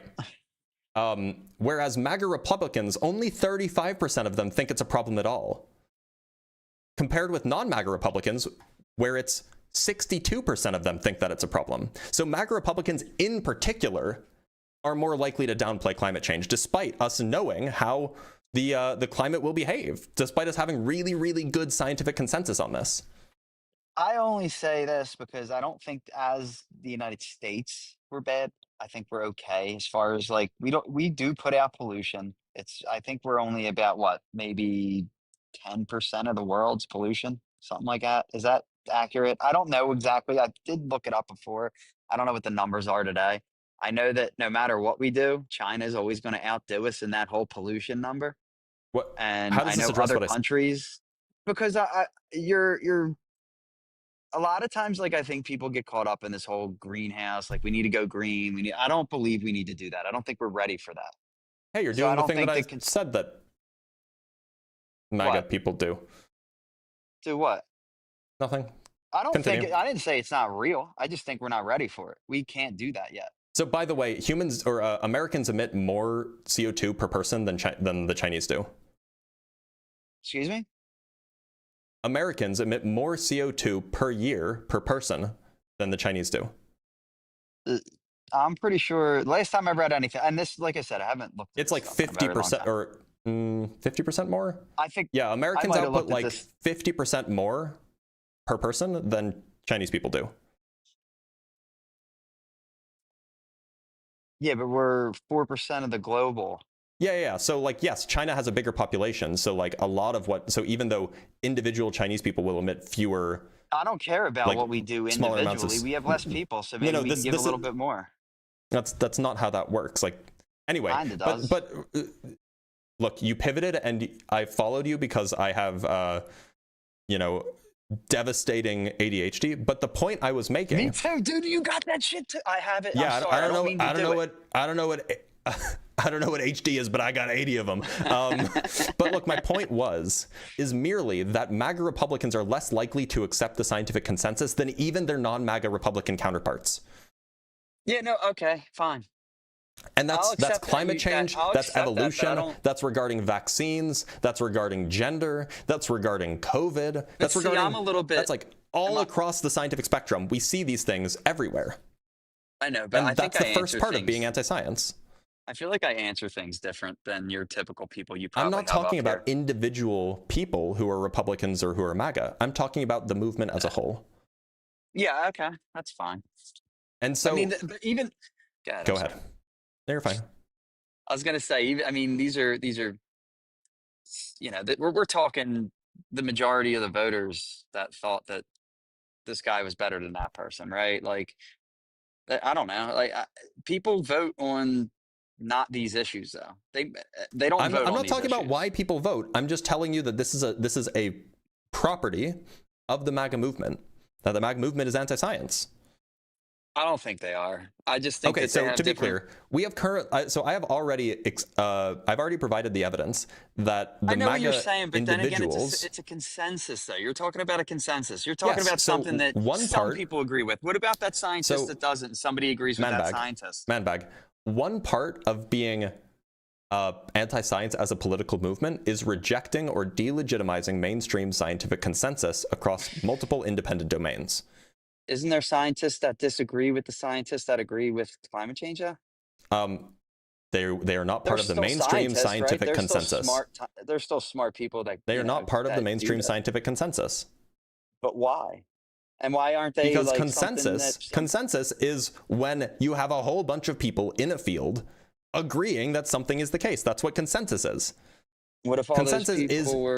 consensus you can think of as like a fancy term for majority. Would you say that more Democrats go into the science field than Republicans? Would you say Yeah. Democrats are more likely to graduate college? Yeah, so why wouldn't it be more towards climate change than not if we have a consensus Why would it be already by you? So it sounds like what you're saying is that the reason why the scientific consensus is the way it is because the Democrats are faking it. No, well, there's people that disagree, and there's scientists that have data Yeah, for and disagreement. there's like 1% of like the climate scientists disagree. Like 1%. But it's not. Is it in stone? Is it guaranteed, or can it Is change? what in stone? Look, the way that we form good beliefs about things that we are not experts in is by looking at the expert consensus. That's like the way that we come to. I question everything. I question experts and I question everyone. That's dumb. No, it's not. No, it's like everything. Remarkably dumb. Look, if you were having a heart murmur and you went to a cardiologist and they said, "Oh yeah, we can solve this if you just take XYZ drug," then we'd be like, "Oh, but did you go to a liberal school?" No, you'd just be like, "Okay, I'll take XYZ drug because the person who knows how hearts work tells me that that'll make me better." That's what normal people do. But we're not talking about like our personal doctor. We're talking about something that really doesn't affect your everyday life. You're right. We're not talking about our personal doctor. But the point is when this will never affect our everyday life. When the stakes are high, you trust the experts. So why don't you trust the experts when the stakes are low? Because I'll be well gone before any of this matters, dude. This doesn't matter to me. Like, honestly, I'll be completely. I don't give a shit about. Wait, but so then you agree that you're just being inconsistent? No, I just don't. I don't care. Like, it's not. There's nothing me individually that I can do to change it. I'm not talking about you. I'm talking about the MAGA movement. Yeah, there's nothing you can do to change it. They're not going to believe. Yeah, there is. And you just can't. Yeah, there definitely are. We can do. Sure, there is. There are tons of policy decisions that we can do. People are just going to be like, "Listen, I don't care. I'm not voting for that." Okay, so then they're going to be idiots and be anti-science. You're right. They're just going to be anti-science. I agree. MAGA is anti-science. Nobody says climate change isn't happening. They're saying climate change is just something you can't. We're not going to do anything to. Can I help you with a guy I spoke to whose name was Free like an hour ago who said that climate change isn't happening? Wait, what? I spoke with a guy like an hour ago who said that climate change isn't happening. In fact, Donald Trump in 2016 called it a hoax. How can anybody say that when we used to be half a hemisphere of snow? Donald Trump called it a hoax. I think it's used as a hoax. I don't think it is a hoax. He called it a hoax. So that means that he believed it, unless you think he was lying, which is, not so unusual for him. Trump talks mad shit. You just gotta feed through the bullshit. All right. Yeah, Shay, that's a good point. Take him serious. Look, Manbag, I don't know if you know this, but there are people who don't believe in gravity. I don't know. Go from off. Oh, I can't say. Tell them to jump in the air. They're going to land. That's Yeah, they're literally like, that's not gravity. That's almost guaranteed. That's density and buoyancy and electric charge and like literally they're like, these are flat earthers. Flat earthers exist. So if you think that nobody thinks the climate is changing, like, yeah, there absolutely are those people. Anyway, it seems like you've just conceded that, yeah, the MAGA movement is generally rejects and or delegitimizes mainstream scientific consensus. I say the left does that stuff too, though, with some Okay, but that's things, irrelevant to the topic of conversation. It right? isn't, though. It isn't. Because the It's just conversation called is on about both whether MAGA sides, is at least. anti-science. But let's keep it on both sides. Why? You know what I'm saying? Because it's unfair to say one side's this and the other side's not, and they're both bad. Okay, so do Both you sides suck, dude. which politicians do you think are more likely to listen to scientists? Liberal politicians or conservative politicians? Well, we already went over all this. We just did a whole like a half-hour study on it. It's all right, liberal politicians are more likely to listen to scientists. So yeah, we're in agreement that because they're liberals listening to the people that already graduated, that are already liberals. Right. You're right. So liberals are more likely to be pro-science. I agree. Now, the second aspect of being anti-science is that the movement should act to undermine institutions and the procedures that we use to produce scientific knowledge.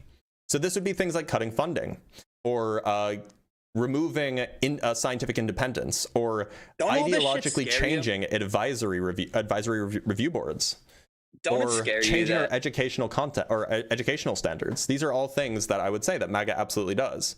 Do you disagree? No, I think that I think the educational thing was okay. I'm not a big fan of the Department of Education. I wasn't talking about that. I was talking about like how they cut our grant funding in half. Well, the state's got to pick that tab up. Why? We have the National Science Foundation is a national organization. It's like a national 3-letter agency that provides national funding for science. Well, then are they still there? The Science Foundation, the National Science Foundation, is that still there? It had its budget cut in half. Part of the other thing. It had its budget cut in half, or at least it's proposed to be cut in half according to Trump's budget. You're on here. Tell everybody start donating to it so they can get their money back. You shouldn't need to donate to a 3-letter agency for it to do its job. You guys want people to go to school? Start donating your money, dude. Stop talking about it. Donate your money. Okay, so we agree that do we agree that the MAGA administration, which is what we have right now, is undermining our scientific institutions and damaging our scientific institutions' abilities to conduct scientific research? No, I just think they're taking away things you like and you don't like it. Well, look, so what do you think it means to damn it? Like, look, if one of the primary ways that scientists conduct research in the United States is via NSF funds, National Science Foundation grants, and then we cut that grant funding in half, what do you think what happens to the scientific research? Maybe you get more Republicans in it. You think that you're going to get more people involved in scientific research with less funding? That was the joke and a gaslight. But okay. no, what do you think happens? Not true. Probably the same thing. The same thing as what? They'll learn to just deal with the money they have and then make the best out of that. So do you think that there will be? Do you think that you'll have the same number of scientists working? No, probably not. I mean, I would assume. Okay. Do you not, think that you'll have the same number of studies being run? Well, not if you don't have that many scientists, then no. Eventually, not right away. So by cutting NSF funding in half, we can expect that our means by which we produce scientific knowledge will be damaged. Or people will just pay for it and go anyway, because that's what they want to do with their life. And it's on them to get that done, not me. So yeah, I don't care if the education department's gone. We're not talking about the education department. We're talking about the National Science Foundation. I don't care if that's gone. Okay, but that's irrelevant. Do that stuff, I don't care. I don't care if you don't care.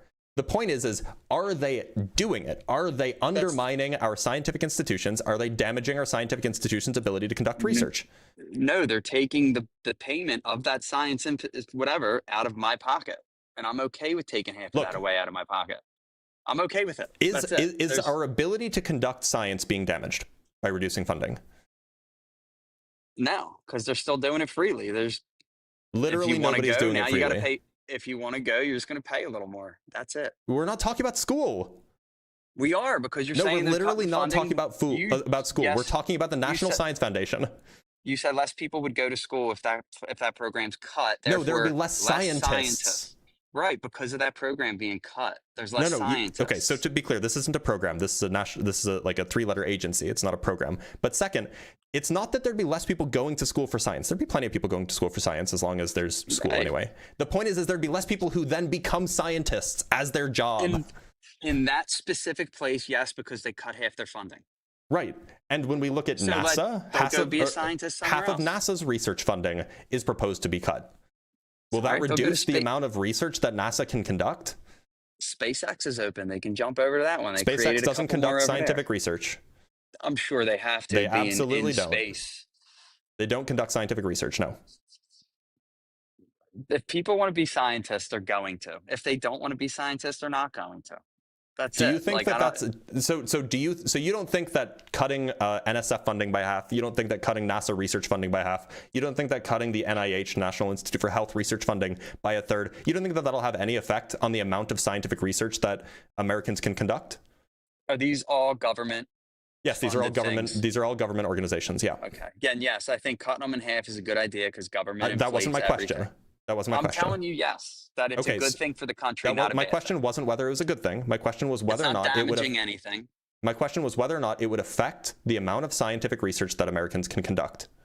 Yeah, it's definitely no, it's not. It's It not won't gonna affect it anything. at all. You don't think it'll have any effect on the amount of science that can Nope, be because if somebody conducted? wants to go research something, they're a free country. They can go research anything they want. It's not going to slow them down from doing that. No, absolutely not. Okay, so have you ever been to a psychiatrist before? No. Yeah, actually, I was one time. Once. Okay, actually. did they tell you that you're delusional, or is this something you're just now realizing? Honestly, you know what they told me? They told me I have the best outlook on life they've ever heard, and that if I needed them, You should they'd, probably like, I see could another call, psychiatrist. But what do you mean? Because Why? you just said something delusional. What's delusional that I said? What's delusional that you What said did I is say yes, we're going delusional? to. I'll tell you, we're going to cut half of the funding for all of the scientists in the country, but it's not Yes. going to change the amount of science that's conducted. No, That's delusional. that's not delusional because It if is that person delusional. wants to, Or if maybe you just want don't know how to- money works, which is fine. I or guess we not everybody just- does. Or we just throw money at stuff and it's wasted, and they can still conduct the work, but they're just not going to have much free time to go home and do nothing. I'm okay with it. So do you want there to be scientists? Actually, no, I don't care if you want it. The point is that people need to work for money, right? That's like a real thing. Scientists, in order to spend their time conducting scientific research, they have to get paid for it. They have to buy equipment in order to run their experiments. And so if it's the case that there's less money available, there will be less people who can get paid to do science, meaning that they will no longer be scientists, and there will be less funding for equipment to conduct experiments, which means that there will be less scientific research. Which part of that do you not agree with? I don't agree with the part where you say it's going to make them conduct less science. I think they're going to conduct as much science as they want freely. Who's going to pay for the scientific equipment? I guess all the liberals that are complaining that can donate their money to them. Go pay for it, dude. Stop telling me Is that to be clear? So you don't think that there will be any effect here?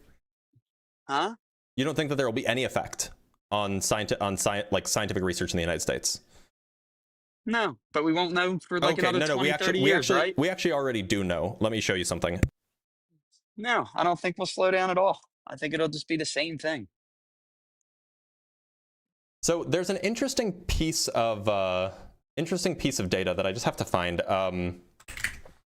That it turns out, shockingly, prior to last year, or prior to 2025, generally the United States gets more immigration of scientists. More scientists enter the United States from China and Europe to work in American laboratories, to work at American universities and conduct research there. We had more people coming into the United States to conduct science than there were American scientists leaving to go do science elsewhere in Europe, China, Australia, whatever. However, in 2025, that flipped. There are now more scientists leaving America to conduct science than there are new scientists coming into America to do science. So yes, this is decreasing the amount of scientists that are working in the United States. But not the amount of scientists in general. To be Because they're clear, now just going abroad. To be So clear, we're still getting the scientists. They're just to be going clear, abroad. the is what question you was, just told would me. it decrease the amount of scientists working You just in the told me we're United getting them States? abroad. So we're getting more We're getting abroad. less abroad than are leaving. So people in this country are getting smarter, going outside of our country to learn more about science. No, than they we're are not talking staying about people. within it. We're I not get talking it. about It's students. good. That's a good thing. That's We're a not good talking thing about for me. students. We're I like talking that. about research scientists who are Yeah, going I like the elsewhere fact to do that their they're research. going out and they're finding out science in other countries because I think you can get more done if you Right. get So more. why is it that more they're of not a- interested in staying here anymore? Because they're scientists. No, They no, this go was where not the a trend. science is. This was oh, you're right. So wait, are you telling me that the science is no longer happening in the U.S.? No, I'm saying that the scientists are going where they want to study, and if they don't want to study here, they want to study abroad. Why don't they want to study here? We Do you know still why? have the same amount of people, but just Do you a little know bit different. why? You said it's swayed a little bit. Do you know why? No, it's not the same amount of people. We're losing like we're having a net loss of scientists. You just said that we're getting more in and then less out. No, or prior whatever to you were saying. 2025, we were getting more in than people were leaving. How many After scientists are we 2025, short? After 2025, we are losing more than we're getting. How many scientists became scientists in the last 5 years, year to year? How many scientists became scientists? How I many think that's a category. scientists in the last 5 years? Like 5 years each year. Was it like, It depends on the 200, field. 1,500? Like how many was it each year? It depends on the field. What do you mean? They're scientists in Well, general. look, so I don't know the details for like all of the sciences. We're I know not that talking about specific I know science. that physics, We're talking for about example, science in general. physics graduates roughly in the United States, roughly 3,000 PhDs every year. Do you not have that number on your head right now? Like you don't know? Well, I know the number for physics. This is what you're talking about. I know the number for physics. I know the number for physics. It's roughly 3,000 a year. At least it was like 5 years ago. I don't know what it is anymore. Is it staying consistent with that? I don't know. I actually haven't looked at the data the last 5 years. But you should know if you're making these claims that it's running out. You don't even know if they're running out or not.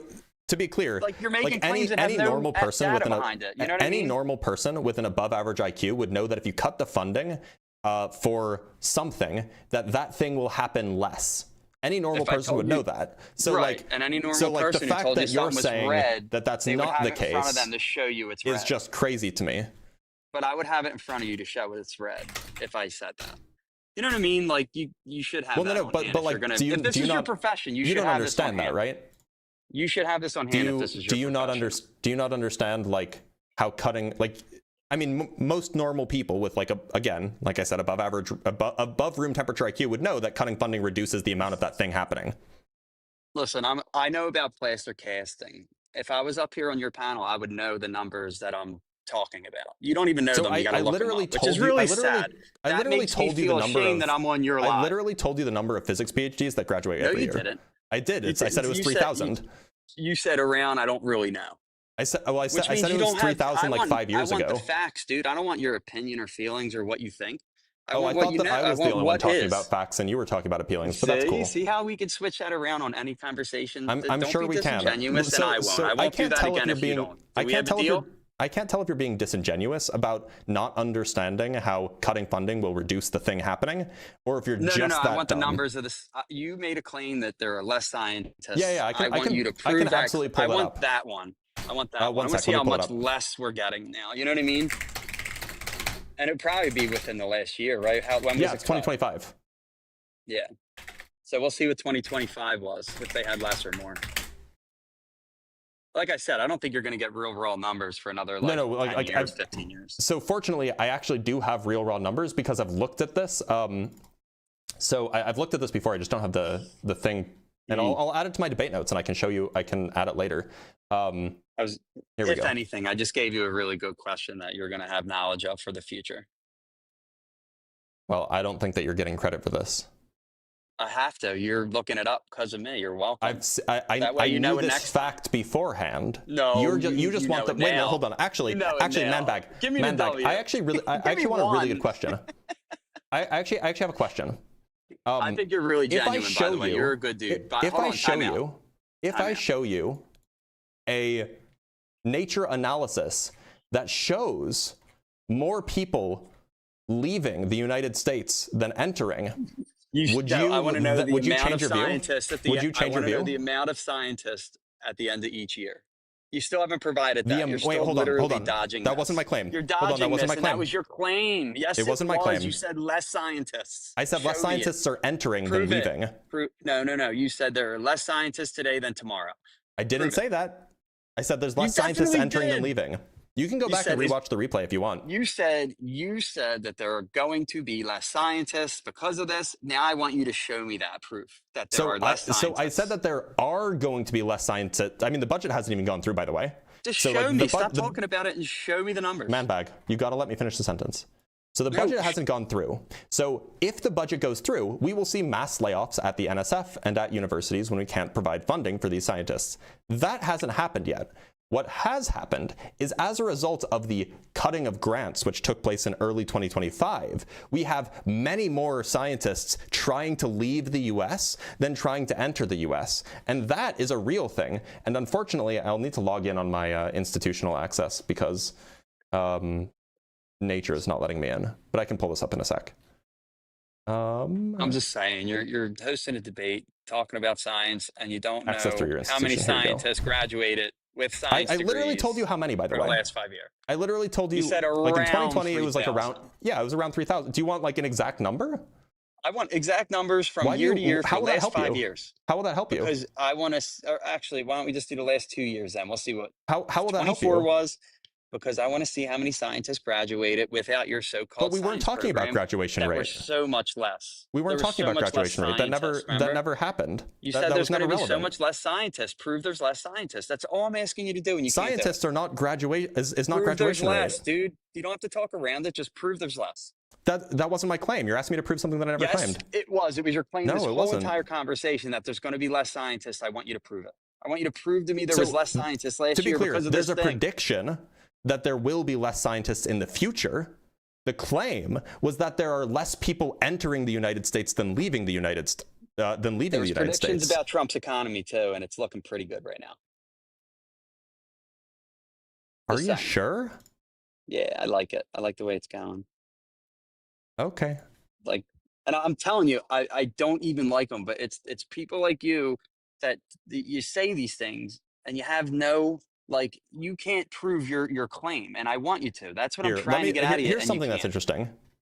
You're going to dance around it instead of prove Here's something your claim. interesting. Are you a U.S. researcher who is considering leaving the country following the disruptions to science prompted by the Trump administration? 75% said yes. 75% of scientists were scientists last year? 75% of the respondents of this survey. No, that's not the number we were talking about. We want the number of scientists this is exactly the kind of thing I was referring to. How many people graduated in 24 as scientists? How many people graduated in 25? That wasn't part of my claim. Less people will become scientists was your claim. That wasn't. Less people will become scientists was your claim. I never said that already happened. I never said that happened in 25. I never said that happened. 25. I never said that happened in 25. We have a whole year to look at. I never said that happened in 25. It did, though. It got cut in 25. Yes, I never said it happened. It didn't. No, it didn't get cut. It hasn't been cut yet. There were specific grants. Specific grants got cut at the beginning of 2025 as part of like executive whatever. But the budget hasn't been cut yet because they're still fighting over the budget. That's why that's part of the reason why there was a shutdown. Let's not make the claim that there's less scientists then without having less scientists yet. I didn't make the claim that there are less scientists. I said that more people are leaving than are currently entering. And I made the claim that in the future, when you have less scientists, when you have less funding, of course you're going to have less scientists. I don't know. I just feel like you're moving goalposts for me. I feel like you have the brain of a koala. For those who don't know, koalas have smooth brains. Like, this is like the most absurd statement I've ever heard, right? If you made this claim about any other field, oh, we're going to cut the funding to farmers by half, right? We're going to cut We're going to cut all of our subsidies to farmers by half. Well, then nobody would ever say, oh, but we'll produce the same amount of food. We're not going to have food shortages. Oh, if you cut the funding to sports leagues in half, oh, you'll have the same number of sports teams.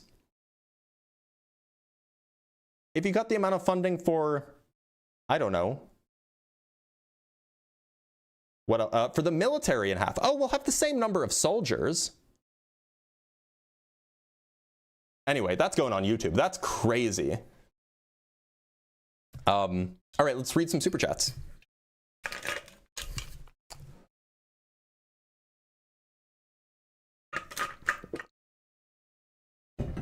By the way, koalas do have smooth brains. Fewer scientists, not less. All right. I'm a native English speaker. I'm allowed to be wrong. From Bacon and Bush with the $100. Let's get a big W for Bacon and Bush, by the way, in the chat. There's like over 1,000 of y'all across various platforms.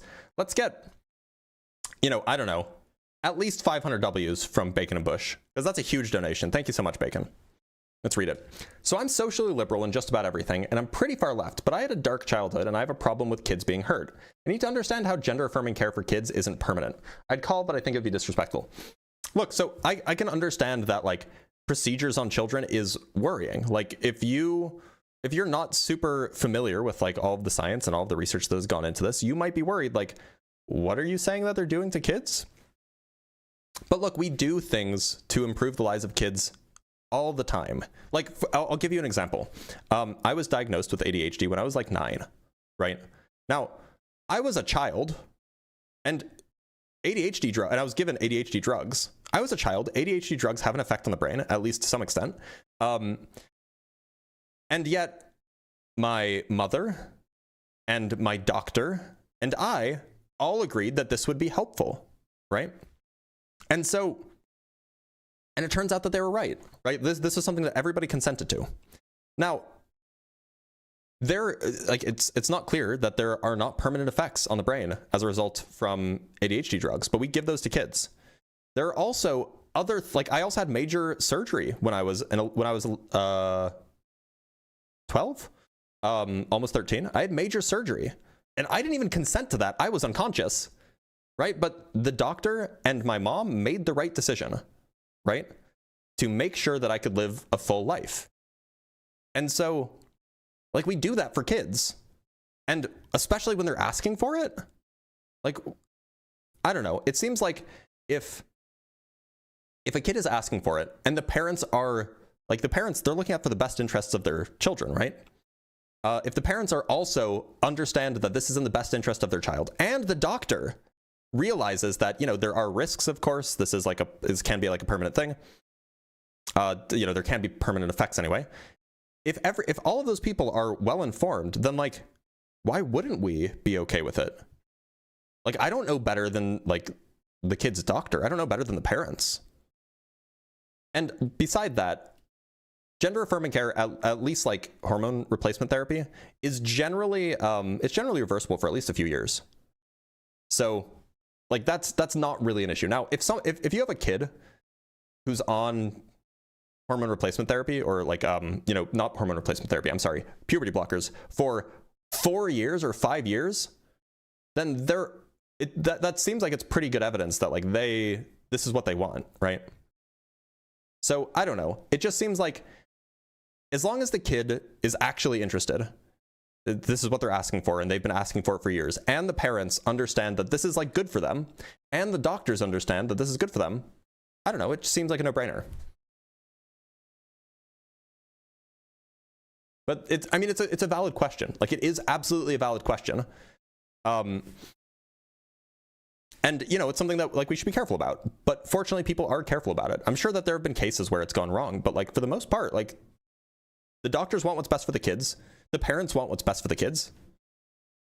Why are we to question their decisions? From just some guy with the $2, I do donate my money. It's called taxes. Yeah, me too. And look, the other thing is that we don't get to choose where our tax money goes, but we can be mad when it goes somewhere else. So, like, the Trump administration wants to increase the funding for the DOD and decrease the funding for the NSF. And, like, that's lame. I want my money to go to the NSF. From just some guy, he's been trolling you this entire convo. No, he actually believes that stuff. Absolutely, he believes that stuff. And from Encifrium, no, wait, yeah. Yeah, he was a He was something else. From Blancs with the $5, return on investment into scientific research is literally studied and reported on for at least some areas. Yeah, but I hate using that as an argument because the reason we do science shouldn't be because it makes us richer, right? That should not be about why we do science. We do science because curiosity is part of the human condition, right? Anyway. From Frosty with the $5, call her losing so they get really pedantic and become disingenuous. Yeah, that's roughly what happened. From Tim Welsh with the suggestion for the video topic, call that video average MAGA. What is? I don't know if I'm allowed to say that word. I don't know what that word means. I don't think I'm gonna call it that though, because that sounds like a slur. Is that a slur, y'all?